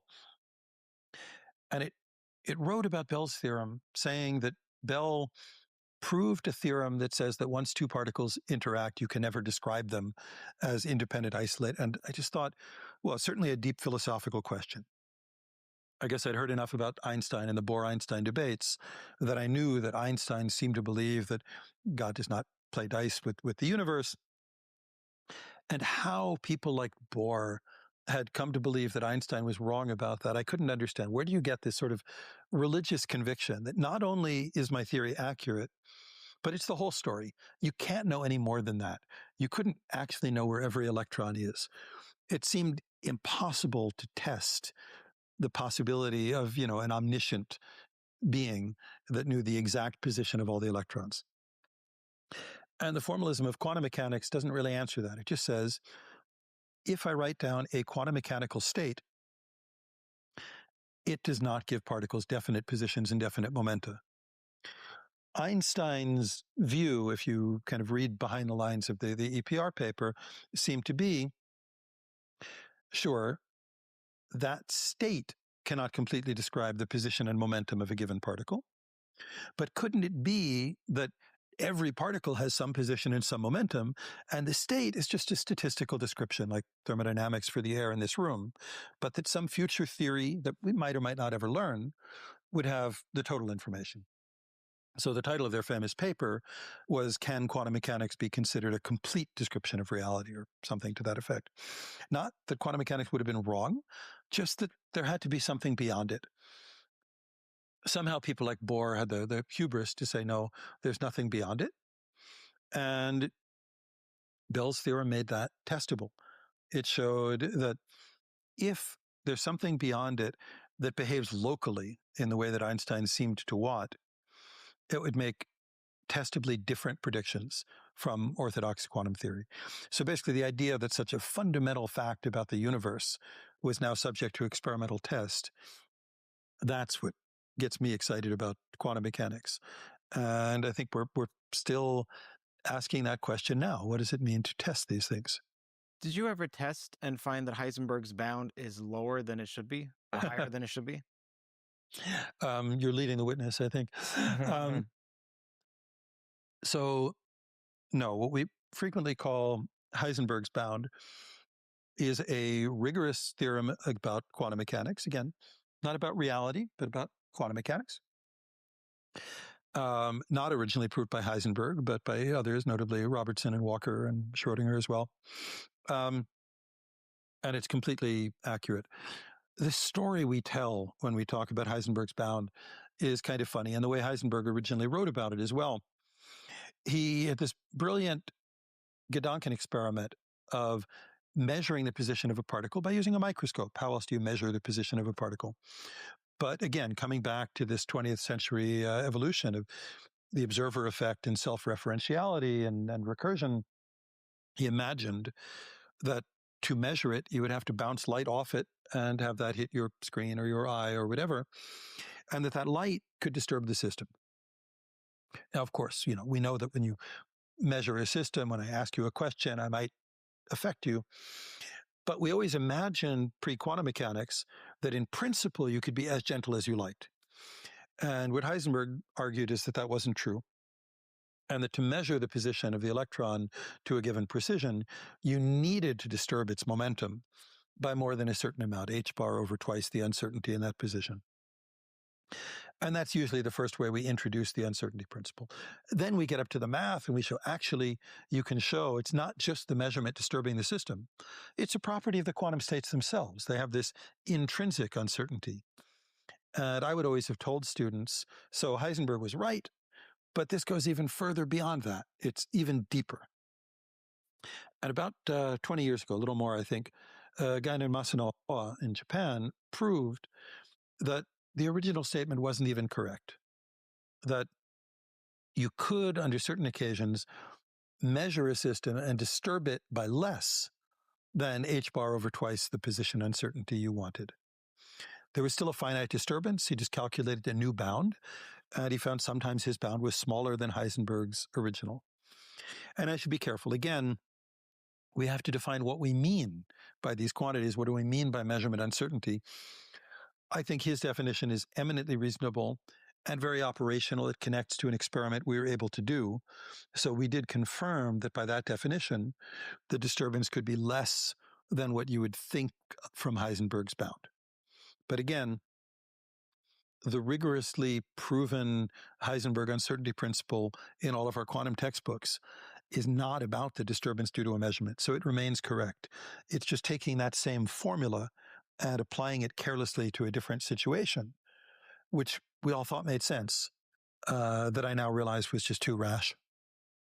Many people, as you said, when they're being told about Heisenberg's uncertainty, they're given this mental image of, suppose you want to measure a bear, some object, let's just imagine it's a bear, I think, because that was the original textbook that I read.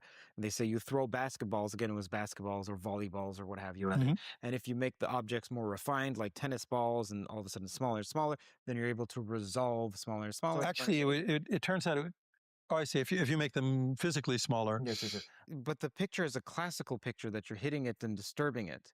So what is the picture that you have? How about, let's not say what is the actual picture, because who knows? what is the picture that Professor Steinberg has of Heisenberg's uncertainty? How would you teach it in order to not give misleading ideas? Yeah, it's a great question. The first time I had to teach it after doing this experiment, I realized I was still saying it wrong.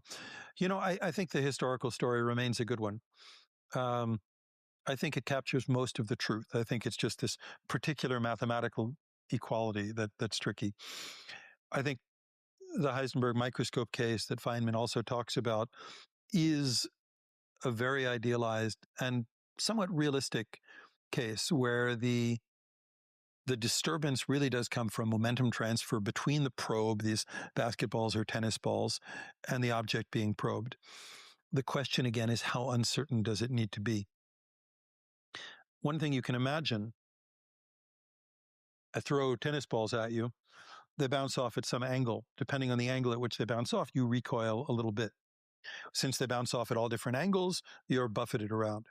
But if I throw one tennis ball at you, and they say, all right, Kurt's probably moving somewhere now, I don't know in what direction.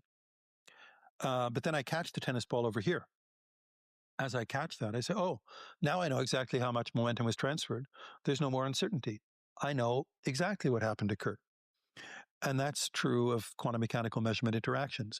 If I look at the tennis ball and I measure its final momentum, I've learned exactly what momentum disturbance I did to you. Turns out, and you can understand this from the optics of it, if I do that, I can't use that tennis ball to image where you are. I have no position resolution. And in order to get good position resolution, I have to open up my aperture, basically. And as I open up my aperture, I lose information about the momentum. So there's the trade-off. The more I open the aperture, the more information I get about your position, but the more I need to disturb your momentum. I think that remains a really good picture. We can write it more mathematically about a much more general interaction, but you get the same idea that in order for me to have resolution in position, there needs to be uncertainty in how much momentum I can transfer to you. And I still have the choice later on to remeasure that momentum and get rid of the uncertainty. But to do that, I have to give up the information. It still seems like a problem is that tale can be told about purely classically. That is, there's nothing that Heisenberg needs to, or anyone needs to know about quantum mechanics in order to come up with that. About momentum transfer, for instance, or opening up an aperture, no? Except for the fact that there's a fundamental limit. Classically, there's no reason that I couldn't throw tiny marbles at you that had almost no momentum and very good position resolution. And I'd get very good resolution and you wouldn't really feel the marbles. I mean, right now that's what I'm doing, right? We're shining 10 to the 18 photons per second off of you in this room. And a few of them are hitting my eye, and I'm getting pretty good information about your position. And they're really not disturbing your momentum measurably at all. But there's a limit to how far you can go. And that limit does not depend on which projectiles I use. Doesn't matter whether I use, visible photons, gamma rays, electrons, nitrogen molecules. The limit just has to do with the relationship between your position uncertainty and your momentum uncertainty. I guess what I'm getting at is that it's still in quantum mechanics that the energy of a photon is a continuous spectrum from zero upward. So you could go as close to zero as you want. The Heisenberg uncertainty doesn't seem to be because you can't get as weak as you like, and we're going to talk about weak measurements, but it doesn't seem to be about that. So it seems to be about something else, if we're going to tell this sort of tale with words. Well, it's not just about the energy. And again, it's more about the momentum transfer. If the particle has so little momentum that no matter what direction you scatter it in, the momentum transfer is really, really small, then it turns out that guarantees quantum mechanically that it can't measure your position to very good resolution. And fundamentally, that's why we use high energy particles to build accelerators. They make good microscopes. You want to learn about the structure of matter on a scale smaller than a Fermi, you need particles that have at least a GeV of momentum or of energy. Classically, there'd be no such restriction, right? You'd think, let me go to smaller and smaller marbles and then grains of sand and then particles of dust, and they're smaller and they're lighter and they have less momentum, I win on all fronts. And quantum mechanically, there's this limit where the lighter they become, the worse my position resolution becomes. That's what doesn't exist classically. Weak measurement. Okay. So far I was talking about a kind of discrete measurement. You know, I fire one particle at you, and looking at where it bounces off, I can either learn what the momentum exchange was or the position. If I don't want to disturb you very much, I use a particle that's not going to have a very big momentum change. And what we discover is I can't have very good resolution. I'm not going to get a lot of information about where you are. Then again, whenever real-world experimentalists do measurements, they know it's hard to get a lot of information from any one measurement. That's why we take measurement for hours or years, if we're CERN or something like that, and we average and build up statistics. It's not that we learned about the existence of the Higgs boson from one muon that landed in one detector somewhere.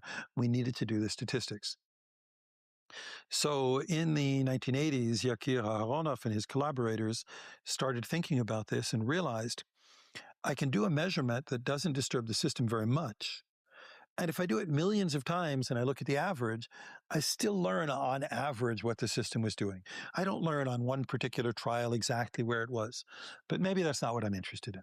So the reason this gets people like me excited is because there's a strange issue in quantum mechanics where we're often told not to think too much about the past, not to think about the history of a system or how to get where it is. In fact, we're told unless you actually built your experiment to measure X at the end of the day, you shouldn't even talk about X. Only talk about the things that you've built your apparatus to measure. And those of us who are realists want to say, well, I'd like to say something about what X was before I measured it, or what P was before I measured it. I mean, to me, the simplest case is the following.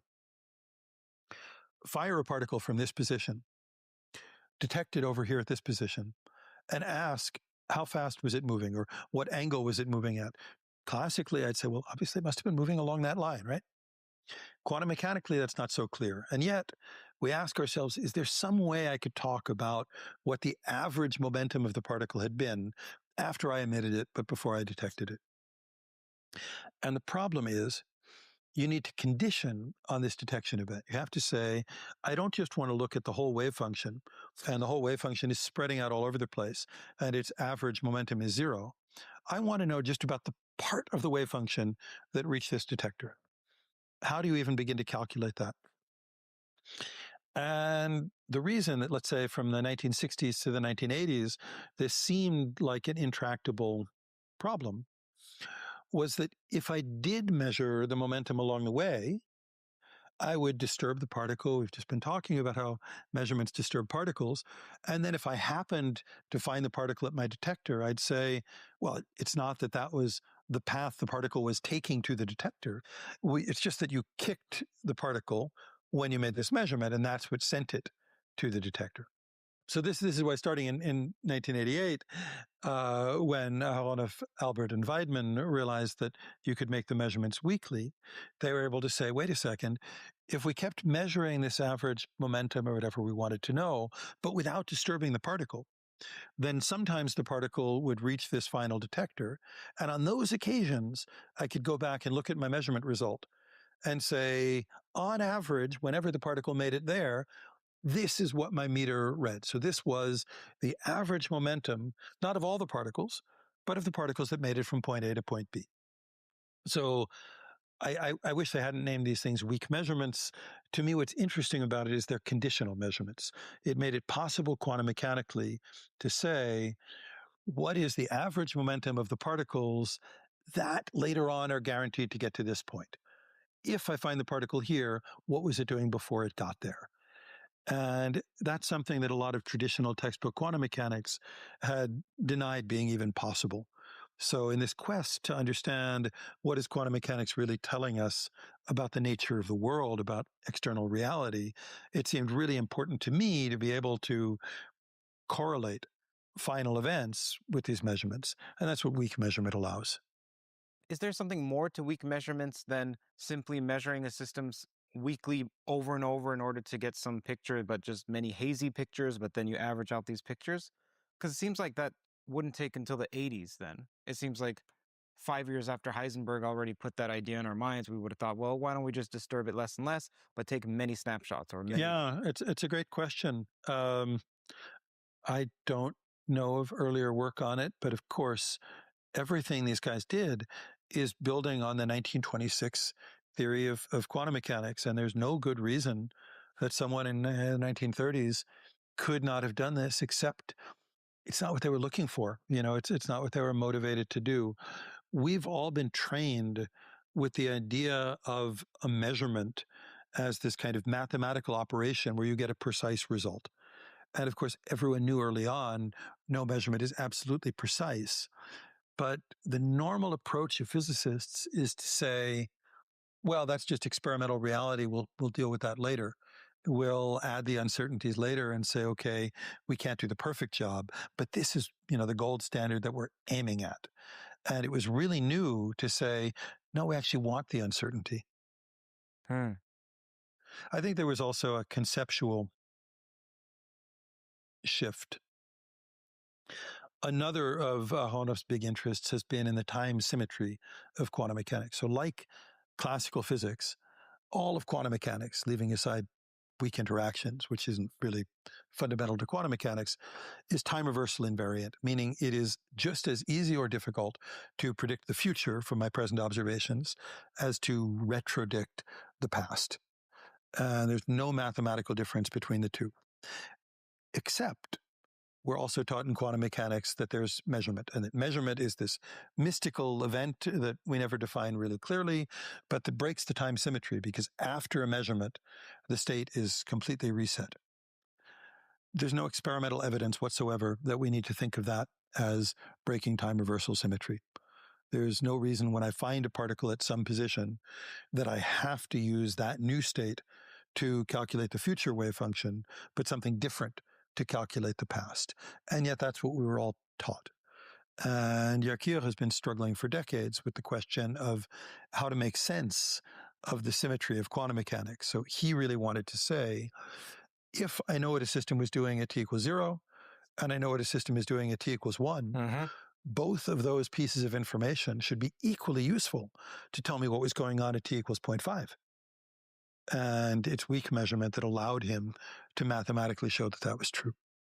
So to Yakir, I spoke to him on the podcast. I think I have the first podcast with him ever. Really? Maybe the only one. I don't know why he said yes to me. Maybe I got him on a good day. Special. And so he told me that implies to him that the future informs the past. Ontologically, metaphysically. Yeah. Whatever that means. Yeah, I find that difficult. Yakir is much smarter than I am, so I don't want to say he's wrong.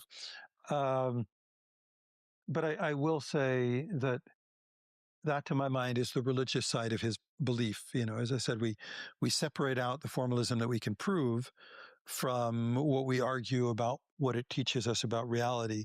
And the second is kind of a little more subjective at first and, harder to make rigorous. So I find it really interesting that that's the conclusion he leaps to from his equations. As far as you know, am I mischaracterizing him, or have you also heard this from him? No, I think that's reasonable. And there are, as I said, many people who are very, very seriously thinking about this idea of retrocausality, that the past affects the present. I don't know what the arrow of time is. That's one of the deepest mysteries in physics. It, in some sense, predates quantum mechanics. It becomes maybe more dramatic with quantum mechanics. I think it's something fascinating to think about. So, oh, sorry. I was like a professor. I was like a student in the classroom. Sir, I was going to say... Much more polite than the students can, aren't you? I was going to say then, just connecting back to our earlier part, do you then imagine that there are several arrows of time, that time sub 1, time sub 2, and that some could go forward, some can go backward? I certainly think that's possible in a laboratory scale setting. I think for the universe, as far as we can tell, there's one arrow of time, but there are different ways to define it. As you say, we have working definitions to grope towards something. So, there's the second law of thermodynamics when saying which direction does entropy increase. And okay, it increases in the same direction as you and I know time evolves. Is that a coincidence, or can you prove that once you have the second law, the psychological arrow of time must follow from it? I'm tempted to say the latter, but I've had trouble actually showing rigorously how that would occur. We don't currently believe that the universe is supposed to stop expanding and collapse on itself, but we can imagine universes that were going to do that. And there were speculations that when the universe turned around, that cosmological arrow of time reversing would also reverse the entropy and psychological arrows. So you could imagine saying, oh, it'll look really weird when the universe turns around and people all realize they're heading towards the big crunch, and someone else saying they're never going to realize that because for them, time will be running backwards too. So we all think the universe is expanding. And there's a law of physics that shows that what feels future to you is always the expanding universe. We don't know that that's true. And we don't think it's the real universe anyway. What I do think is interesting is that even classically, to understand the origin of the thermodynamic arrow of time seems to require putting it in by hand. And people gloss over that when they teach thermodynamics, but it's the best of our current understanding, I would say, that all we can do is say the reason time is moving in one direction now is because we live in a universe that happened to start in this particular way. And if it hadn't started that particular way, maybe we wouldn't have that arrow of time. But we can, go back and simplify the explanation. And that's what physics usually does, right? We show you can explain this effect by postulating one axiom, but I can't tell you where the axiom came from. I can't tell you why the Big Bang happened. But if we just assume that one thing, the rest follows. There are people who argue quite reasonably, maybe the universe isn't set just by one particular past boundary condition 15 billion years ago or whatever it is, but by some other boundary condition in the future. Why is that any less likely? And if our universe is conditioned both by how it has to start by some law of physics I don't know yet, and how it has to end by some other law I don't know, then that does guarantee a lot of things about the middle. And in that sense, that future condition would be constraining what we're doing right now. That's really not crazy, but I don't know where it would come from. With Heisenberg's uncertainty, we talked about momentum and position, but there's obviously the conjugate side of other variables. And you've talked about negative time. So is there anything about one of those 4 other times or 8 other times or what have you that could potentially be negative that would allow you to borrow energy? I mean, sorry, not borrow energy, but violate the Heisenberg uncertainty in some other manner? I'm not sure what it means to borrow something to violate the uncertainty principle there. I mean, honestly, I was giving you this picture of how you can think of photons traveling through atoms by temporarily giving their energy to the atom and taking it back. When you're very far off resonance, like light going through a piece of glass that's essentially completely transparent, people do often describe that through the uncertainty principle, saying that, well, you can't violate energy conservation permanently, but you can temporarily borrow a little energy for time less than h bar over delta E. And that actually gives you a pretty good understanding of the time scale for propagation far from resonance, not on resonance. I don't see how any of these uncertainty principles can help you, though, with the negative time. What's a misconception that many graduate students have when they come to you, or physics students I'm talking about physics, that you have to dispel constantly? I'm not talking about undergrads. Undergrads have various ideas, and high school students, of course. I mean, what's something that is taught that you say, that's not taught correctly, and when it comes to me, I have to reteach it? I mean, there are a lot of there are a lot of technical things that one wants to go over more carefully, depending on what field one's in. I'd say the bigger issue just has to do with the role of experiment, how to think about the interplay between theory and experiment. I don't like the way that we teach students about experimental physics. They come out with a very strange mechanistic view of what it means to write a lab report and report what you were supposed to have seen. It's probably not specific to experiment. It's true in theory as well, because we teach people the stuff that we already understand really well. And it's natural to come out thinking my whole job is to just reproduce the right answer. And of course, once you're doing research, you don't know the right answer. And the important thing is to be skeptical of yourself and, limit what your conclusions are and talk about the range of uncertainty. I'd say that's the harder thing. But these issues about measurement are probably a good one as well. This idea that the ideal measurement is collapse. And whenever we have an uncertain measurement, it's just because our experiment isn't good enough. I think these days we try to pull people beyond that and teach them instead that what the theory should do is model what measurements actually are in the real world. And every real measurement has some finite uncertainty. And there's a better formalism that isn't taught in undergraduate quantum mechanics that's much more general and deals with that properly. You made headlines 10 years ago or so about showing where the photon went in the double slit experiment, which is supposed to not be done. As you mentioned, you can't say what the particle is doing prior to a measurement, only when you've measured. That's right. But what did you actually show? Yeah. So I'm always a little worried about the wording of that experiment, what we did and why we did it, but I think it demonstrates a few interesting things. First of all, we can come back to this distinction between strong and weak measurement. Send a photon through a double slit, it's going to hit this screen eventually, but along the way, what stops me from measuring exactly where the photon is? In principle, I can do that. The problem is usually when we measure where a photon is, we do that by absorbing the photon. Now it's never going to reach that screen. I just created a new screen a little earlier. You can instead imagine other non-destructive ways of measuring it. But again, we know the uncertainty principle. We know that anything I can do to get good enough position resolution here is likely to disturb the momentum so much that it will change the pattern I see on the screen. So experimentally, this was yet another application of these weak measurement ideas, that we can measure on average where is the photon in this plane without disturbing it, let it continue along its way, and then ask, where is it later? If I found it here, where was it on average before? If I found it here, where was it on average before? And the motivation for this was actually a bit convoluted. One of the other things my students need to learn is that we cannot rule out hidden variable theories of quantum mechanics.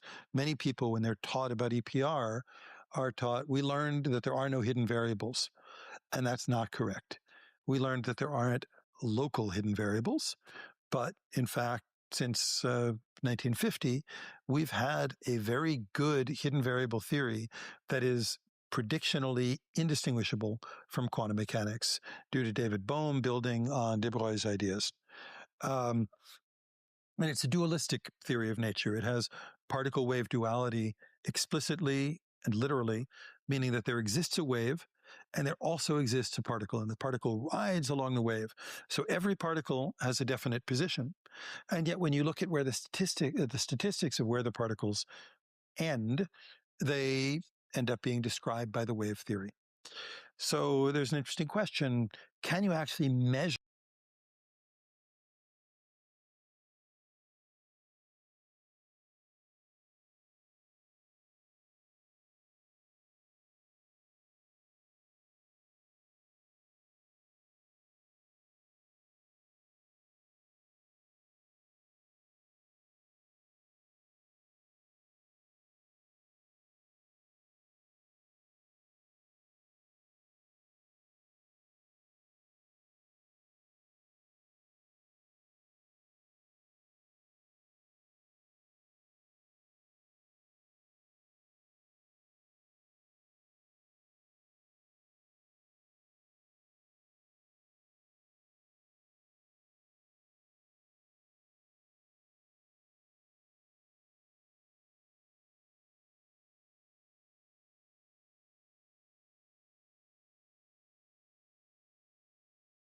I'm Patrick Lancaster, and I quit YouTube. I'm Patrick Lancaster. Right now, we're in the Russia-Ukraine war zone, not far from the front line.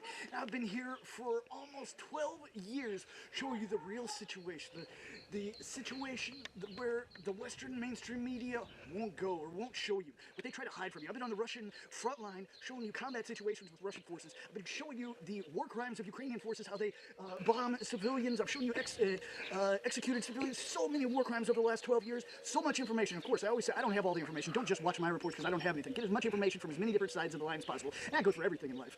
Get as many different angles of one subject and think for yourself and then make your own opinion. But I've been trying my hardest, risking my life on a daily basis for you. I've been one of the only English-speaking journalists on the Russian front line, or in the Russian controlled territory of the conflict zone for so long, showing you over 2,000 reports. And by far the most viewed English-speaking journalist of any company or outlet or anything in this war. And I've been doing everything, risking my life, going away from my family for you. And I'm here today to tell you I'm done with YouTube. I'm not going to continue on like this anymore. Again, I've been doing this almost 12 years. Let's have a look back at some of the work I've been doing to show you the real situation. And I've done this through crowdfunding. I always say my links on the screen are in the description or in the pinned comments to support my work. And let's have a look back at it. I'm Patrick Lancaster. Right now we're in the center of Ukrainian forces have on the civilian population. Civilians dead. Very sad. There are women, children, men.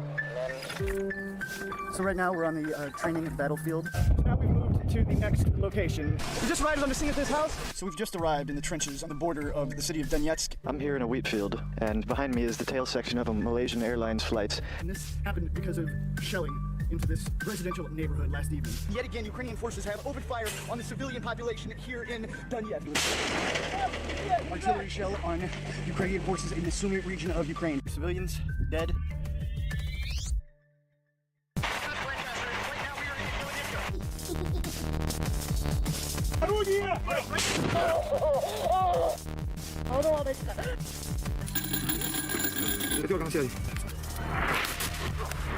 There was just a incoming shell.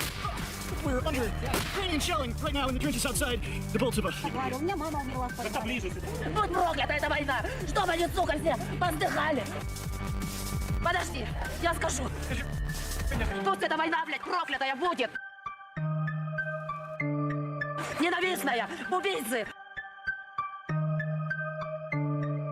У меня муж, только мы поженились недавно, года 2 назад.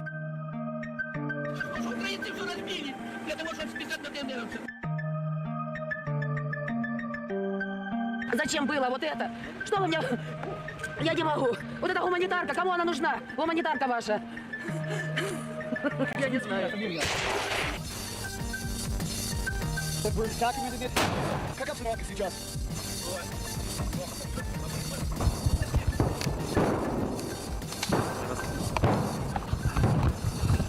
Incoming grad. So just got word. It's time to go. So I don't know if you're expecting the incoming now or not. There comes a point where you don't need to be humble, and it's just a fact. If I'm not here making these reports in English, you're not going to get reports like this anywhere else. So help me do it. Donate and support my work now.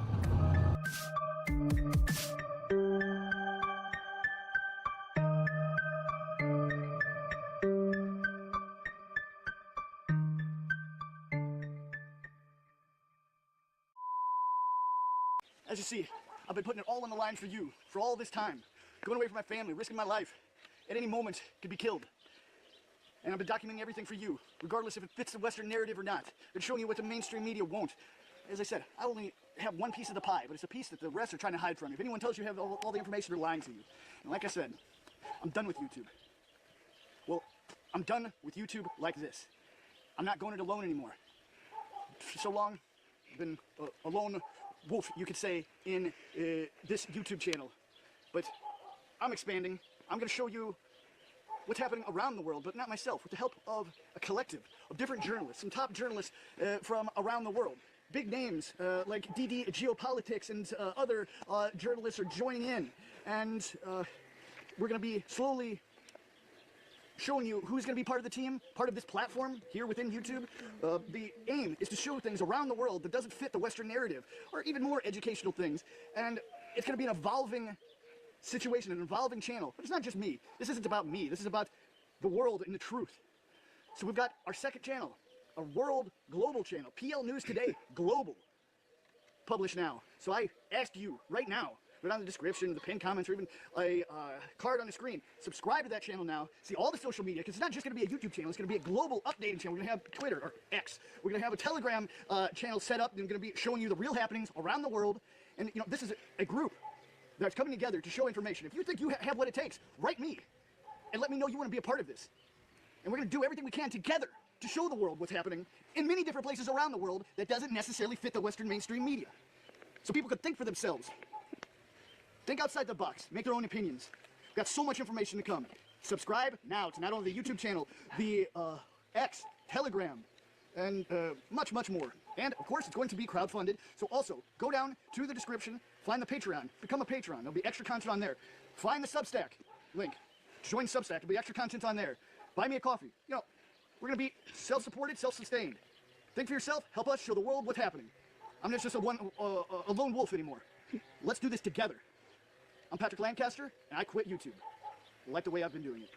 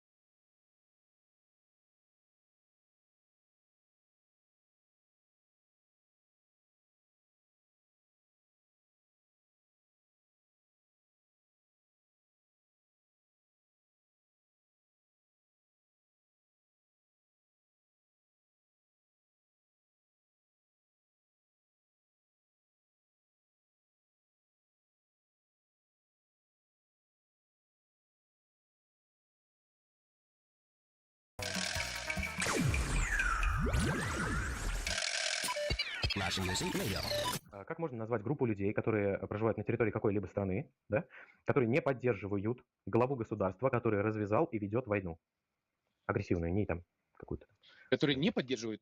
Они не поддерживают главу государства, который развязал войну. Наверное, инакомыслящие. Инакомыслящие. Угу. Так, отлично. А что, по вашему мнению, должно делать государство с инакомыслящими? Воспитывать. Каким образом? Объяснять им. Ну, через что? Через пропаганду, через санкции, через репрессии. Не понимаете, пропаганда хреново работает. Надо четко, простым языком людям объяснить.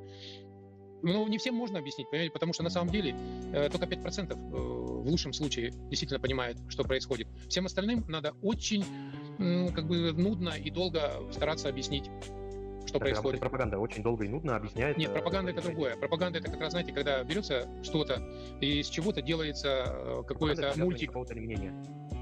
Вы просто зубрила, понимаете, а я практик. Это разные вещи. Поэтому вы оперируете терминами, которые вы зазубрили, а я оперирую тем, что я понимаю. Мы друг друга не совсем понимаем. Вы объясняете, вы отвечаете на мой вопрос просто примером, а не определением термина. Вот и все, в этом только разница. Вот в том-то и дело. То есть, если я говорю, что пропаганда — это навязывание какого-либо мнения, это определение. Вы говорите, ну, сделать надо какой-то мультик или сюжет, который будет объяснять то или иное действие. Это одно и то же, просто другими словами. Ну, пускай будет так. Дальше что? Угу. Интересно. Так, все-таки нужна пропаганда. Но пропаганда это нужна для, вы сказали, 5%. Для государства не пропаганда нужна. Для государства нужна идеология. Для любого государства. Замечательные слова. Пропаганда больше нужна для того, чтобы влиять на другое государство. Почему в Российской Федерации запрещена идеология на конституционном уровне? Не знаю. Для меня это тоже загадка. Мнение. То есть вы можете вот объяснить то, как вы думаете. Мое мнение? Хорошо, скажу мое мнение, потому что еще не до конца зачистили ельцинскую, так скажем, мафию, которая в свое время в 90-х годах очень круто засела и очень круто до сих пор имеет, ну, так скажем, до сих пор сильно влияет на политику государства. Супер. Тогда вот такой вопрос. Ну, я правильно понимаю, что вы считаете, что идеология — это важный аспект государства? Обязательно. Супер. Тогда ответьте, пожалуйста, на вопрос, почему Путин сменил, например, олигархов московских на питерских, обнулил свои полномочия с помощью голосования, но не ввел государственную идеологию? Как вы считаете, почему? Это к нему вопрос, не ко мне. Я спрашиваю просто ваше мнение. Я не требую, чтобы... Одно могу только сказать, когда люди говорят, ой, он там своих ставит. А что он, ваших должен ставить или моих? Он, наверное, если кого-то знает, то ставит тех, кого знает. Иногда ошибается. Это свойственно, это везде так. Отлично. Во-первых, он, ну, тут слово «должен» не подходит, да? Никто никому не должен, там это начинается, да? Дело в том, что ставить нужно не своих, а эффективных. Само собой. Да, это первое. Второе. Можете привести пример какого-то предпринимателя российского, да, крупного бизнесмена, частного, не связанного с государством, не связанного с госкорпорациями какими-то, да, который достиг определенных успехов, сейчас развивается, растет и находится в России. Ну, вы на какого уровня человека хотите услышать? Любого, кого вы считаете хорошим примером для моего вопроса. Ну, Галицкий. А он не ведет деятельность. Я сказал, что развивается, растет, ведет деятельность. Как понять, он не ведет деятельность? Ни хрена себе он сколько сделал. Он в России столько сделал. Он продал магнит, он не ведет деятельность. И, кстати, вы знаете, кому он продал магнит? Ну и что он магнит продал? Что, у него больше другого ничего нет? У него только... Да, конечно. Он столько понастроил, что, боже мой, все нормально там.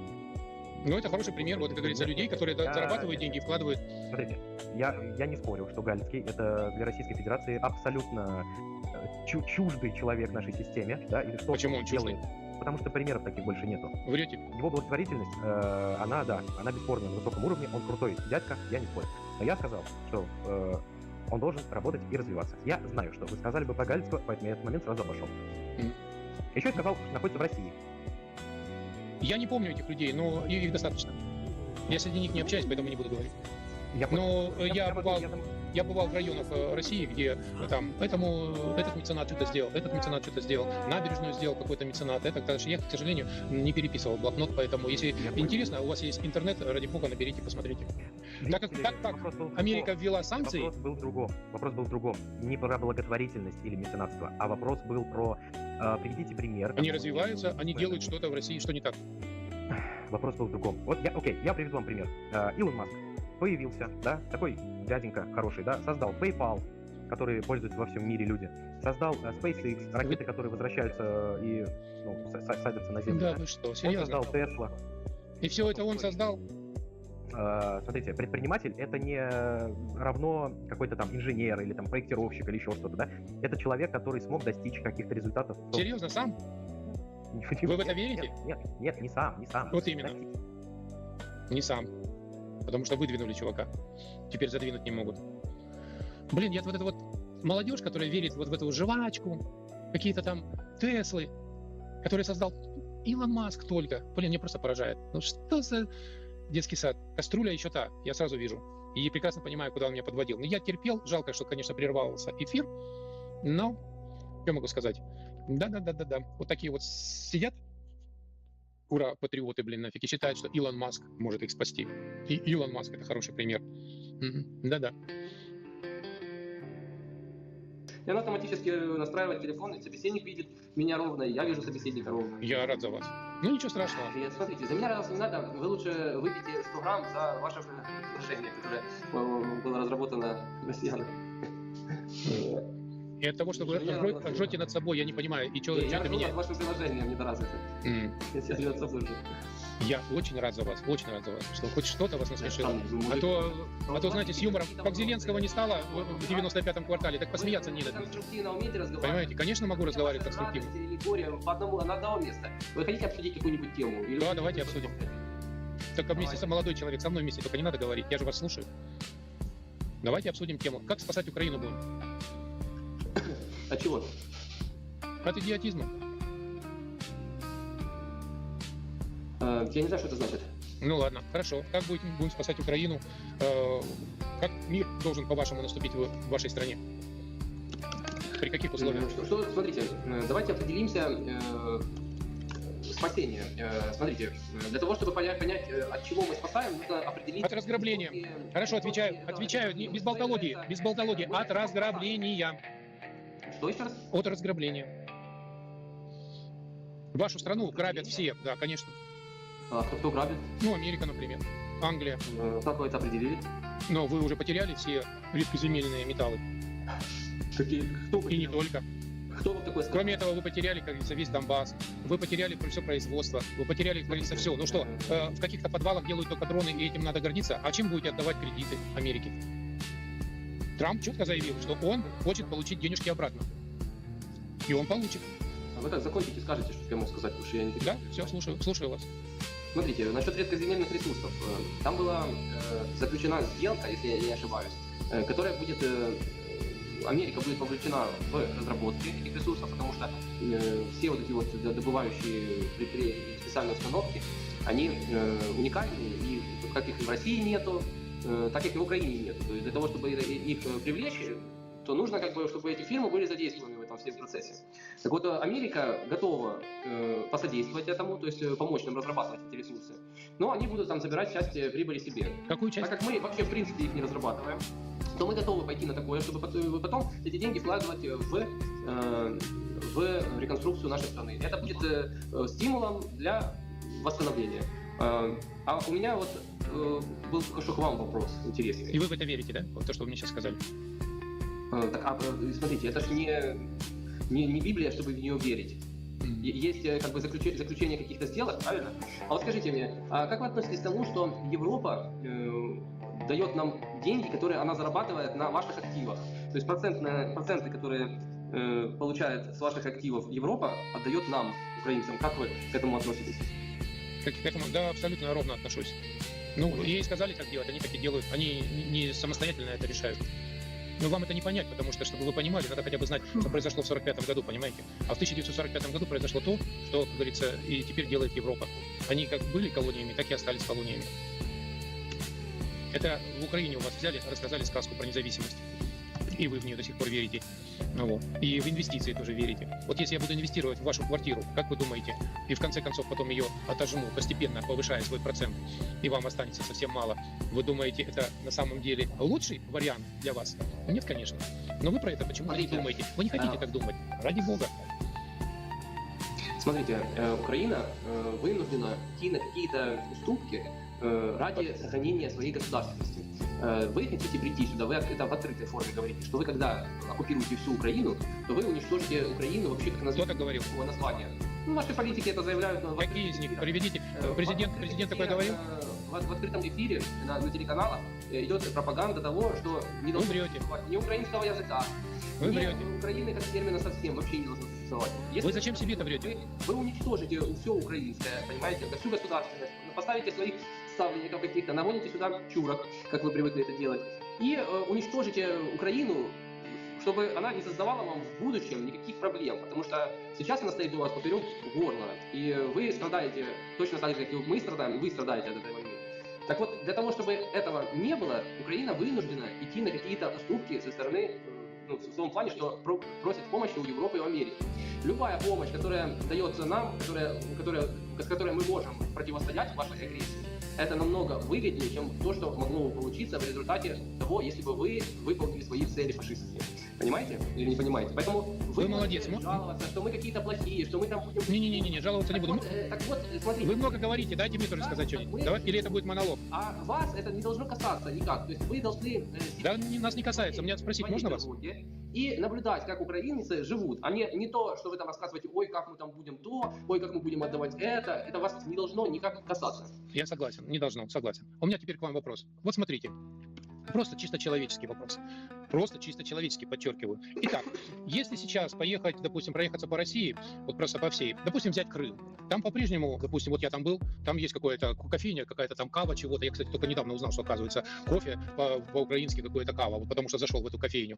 Гостиница «Севастополь», в Москве там гостиница «Севастополь», кучу украинских ресторанов, значит, этот самый, даже в Находке есть, во Владивостоке, везде. Вот. Скажите, а вот в Украине все русское уничтожено, еще давно, с 2014 года все уничтожается, даже до СВО. Так вот скажите, где мракобесие? Что ж, смотрите, у нас до нападения вашего государства на наше можно было говорить и по-русски. У нас люди поздравляли... Скажите мне хоть одно место, русское место в Украине после 2014 года. Тот же самый мэр Мариуполя, наш президент нынешний поздравлял всех Новым годом на русском языке.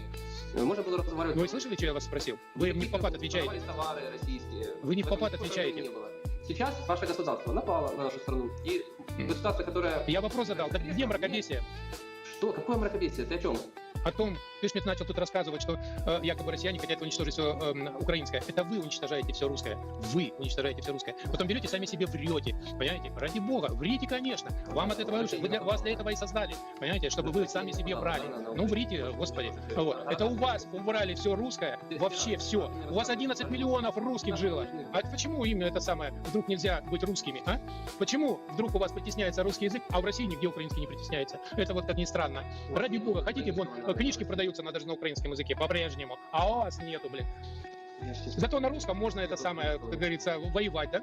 А у меня еще к вам вопрос. Можно еще один вопрос? Ответите, молодой человек. Молодой человек, вопрос у меня есть.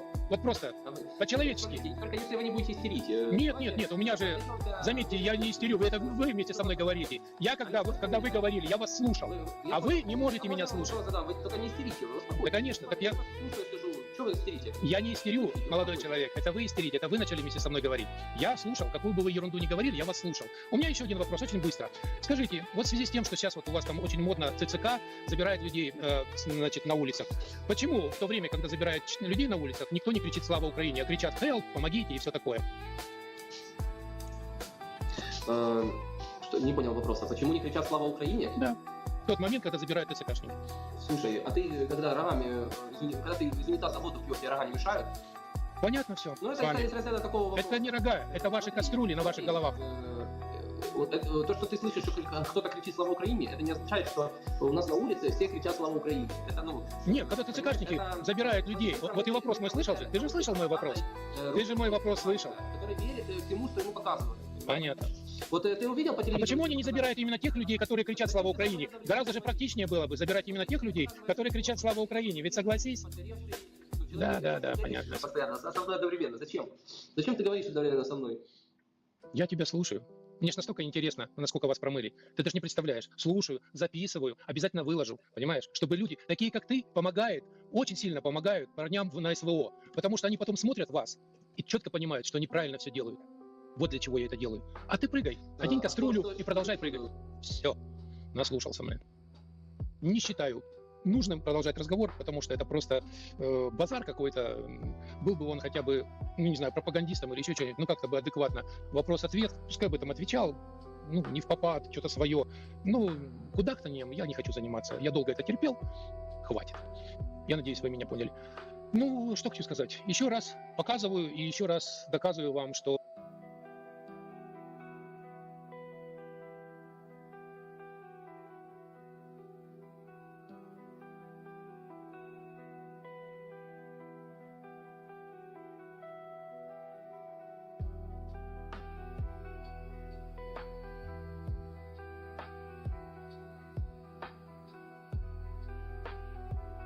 measure those Bohmian trajectories where a given particle went.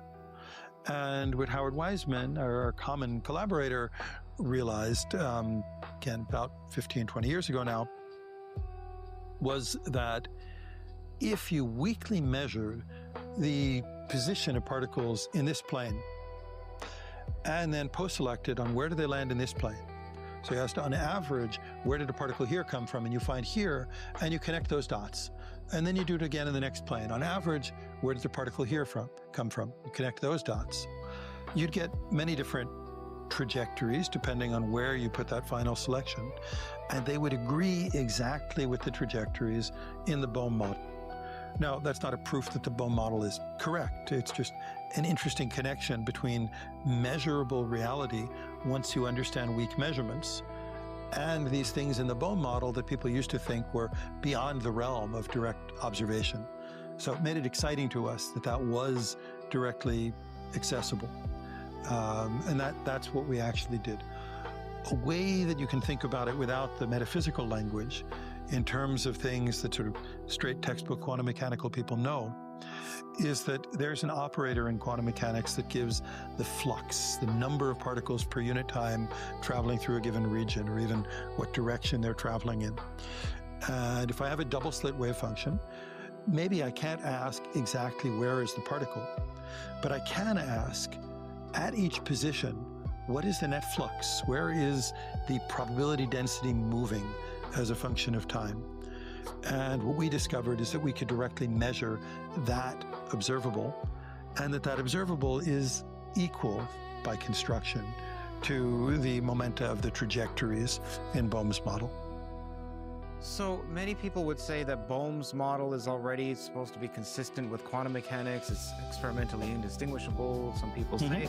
So why would it be surprising that what you find is consistent with Bohmian mechanics? Wouldn't it also be correct to say it's just consistent with... Oh, I see. Pick your flavor. Right, sorry. So, of course, you're 100% right. At the end of the day, if we just measure where do the particles land on the screen, that's describable by straight quantum mechanics, or honestly by Maxwell's equations in our optical experiment, or by Bohmian mechanics because it was built to give the same answers. That's guaranteed. But Bohmian mechanics adds something else to the story. It talks about where each individual particle was along the way, building up these trajectories that we always used to think could not be directly observed. Only the statistics were observable. So to most people, us included, it was surprising that there was a direct measurement with a sort of clear operational motivation that revealed those so-called hidden trajectories of the Bohm model, not just the prediction for the final state. Now, if that's true, do you think you, Professor Steinberg, can find a preferred reference frame? I don't think it's directly connected to the question of a preferred reference frame. The question in relativity of preferred reference frames is a really interesting one. First of all, the universe has a preferred reference frame. There is a rest frame of the cosmic microwave background. So there is a clear sense in which it's preferred. The laws of physics happen to behave in such a way that they are the same in any other reference frame, just the state of the universe happens not to be. There's a really interesting article, again by John Bell, but on relativity, not on locality and his theory, arguing that our usual university treatment of relativity emphasizes the relativity aspect too much and the equivalence of different reference frames too much. And he would point out that it's entirely consistent to think of there being a preferred reference frame, and that in some ways maybe that's a cleaner way to think about it. That said, you could pick whichever reference frame you wanted and call it preferred. So is it really preferred? I guess where I was going is that Tim Maudlin, who is a reformed Bohmian or a Bohmian with an asterisk. Is that what he is? I know Tim a little bit, but not well enough. Okay. He may say, maybe I misread, or maybe I'm conflating someone else, that your experiment demonstrates is evidence for Bohmian mechanics, and in his view, there's a preferred reference frame. So that's where I was going with that. Okay. So standard Bohmian mechanics, first of all, is non-relativistic. So it has a preferred reference frame because we didn't move beyond that. Other people since then have tried to relativize it, and we didn't use any of those more modern approaches. So in our case, there's a Newtonian preferred reference frame. Also, I'd be really surprised if Tim thought our experiment could give any evidence for Bohmian mechanics. I think he'd pretty adamantly say no experiment can give evidence for or against Bohmian mechanics without giving evidence for or against quantum mechanics, because they're operationally indistinguishable. You can imagine extensions of Bohmian mechanics that then deviate from textbook Copenhagen quantum mechanics. That would be different. I feel like experiments do more than just test a theory. Experiments tell you which elements of the theory turn out to be important for describing the situations we can really get into. And that gives you intuition for which aspects of a theory you want to ascribe reality to. It's not a proof, but I think it guides us until we can get something more like a proof, or at least, you know, an Occam's razor. So I do think experiments like ours give more ammunition to the camp that says, no, you should think of these trajectories as being real. It doesn't prove that. You don't have to. I'm still not at all convinced that I do. I liked Bohmian mechanics a lot when I first learned of it. I learned about some of its predictions that were so strange. When I say predictions, again, I mean for these intermediate steps, what the trajectories are doing, that I said, I can't see that as a helpful view of reality. I'd be really surprised if that turned out to be the quote-unquote right description. And then later on, I saw more that made me think, all right, maybe I was too quick to jump to conclusions and it's still okay. But I'm certainly not an adherent to Bohmian mechanics. So I apologize, Tim. I didn't mean to put words in your mouth. I probably put words in your mouth. So those words are mine that I misremembered. I hope I'm remembering this part correctly. Okay. Did you go in physics in part because your dad asked you what an electron was and you couldn't answer? Yeah, I did tell someone this story. There's some truth to it. My dad was an electrical engineer, and unlike me, he was very focused on practical issues that I only grew to appreciate decades later. And the story I told is of him teaching me about electric circuits when I was quite little. And I don't know, at some point he must have needed to explain to me why electrons flowed the way they did. And I remember him somehow alluding to the Pauli exclusion principle. The two electrons couldn't be in the same state at the same time. And all I cared about is knowing why that was true and where that principle came from. And I think I disappointed him in that I didn't let him explain the rest about his transistor to me, because I just wanted to know that. And he couldn't answer that question. And what I didn't know at the time is that neither could physicists. I mean, we can answer it mathematically, but why fundamentally? That remains the deep question. Well, decades later, what have you learned? What would you tell your dad now? What a great question. What would I tell my dad now? So there's a mystery in quantum mechanics about the treatment of indistinguishable particles, and that's where the Pauli exclusion principle comes from.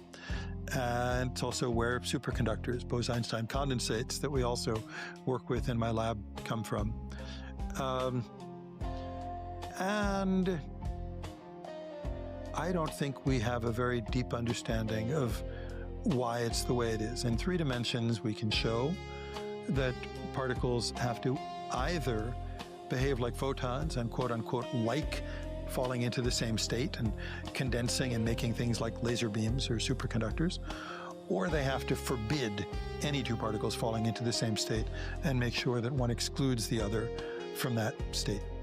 There's a theorem known as the spin statistics theorem that shows that this is fundamentally related to the angular momentum of the particle. I kind of think that the formulations I've heard of that theorem are almost a little bit circular. You have to assume something about the structure of field theory that I kind of think is as big an assumption as the conclusion of the theorem itself. That's often true. Theorems are often bidirectional, and it's a matter of taste. What do you consider the hypothesis and what do you consider the conclusion?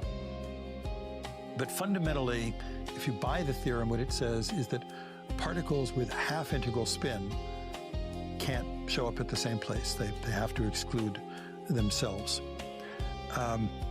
Why are all electrons identical? Couldn't you imagine a universe that was just created with 18 billion electrons, and each one had its own serial number? That's not how it works. The way we understand that mathematically now is to say particles are really just excitations of a field.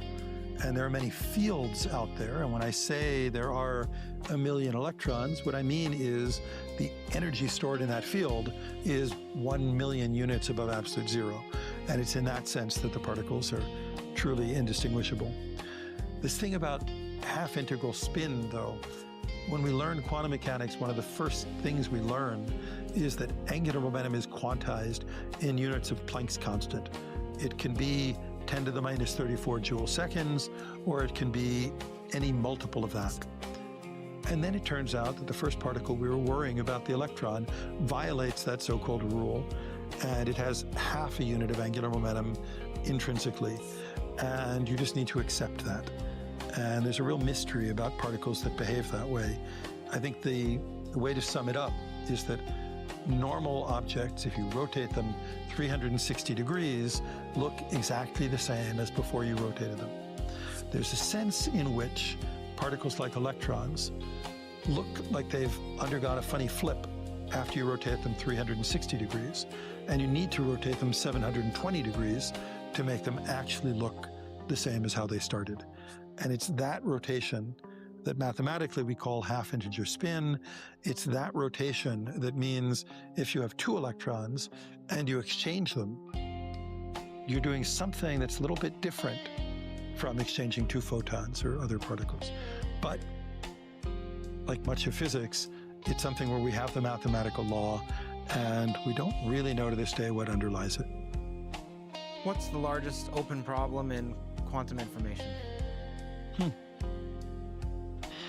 The largest open problem in quantum information. I mean, quantum information means different things to different people these days. To me, what's most exciting about quantum information is not that we may one day get better computers. You know, that'll be really cool if it happens.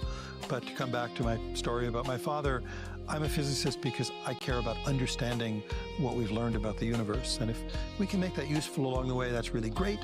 And if we can point the way and then hand it over to our friends in engineering or our friends in industry, so much the better. Right now, you ask most people what's the biggest problem in quantum information, they'll tell you about the biggest problems towards building quantum computers. And I want to say that's not quite the same thing. So the field still has this foundational side. By discovering the power of quantum information, I think we've discovered new things about how to think about the universe. And we've also discovered paths towards making better sensors and better computers and so forth. The practical problems are twofold. Actually building a large-scale, reliable, fault-tolerant quantum computer. There are a lot of paths that have made amazing progress towards this goal, but actually achieving that fault tolerance while you scale it up remains a huge challenge. And there are promising ways to do it. We don't know how hard each of them will be, which ones will work. And there's a fundamental question. Is there a law of physics we don't know about yet that will make it impossible? We'll come back to that in a second. The other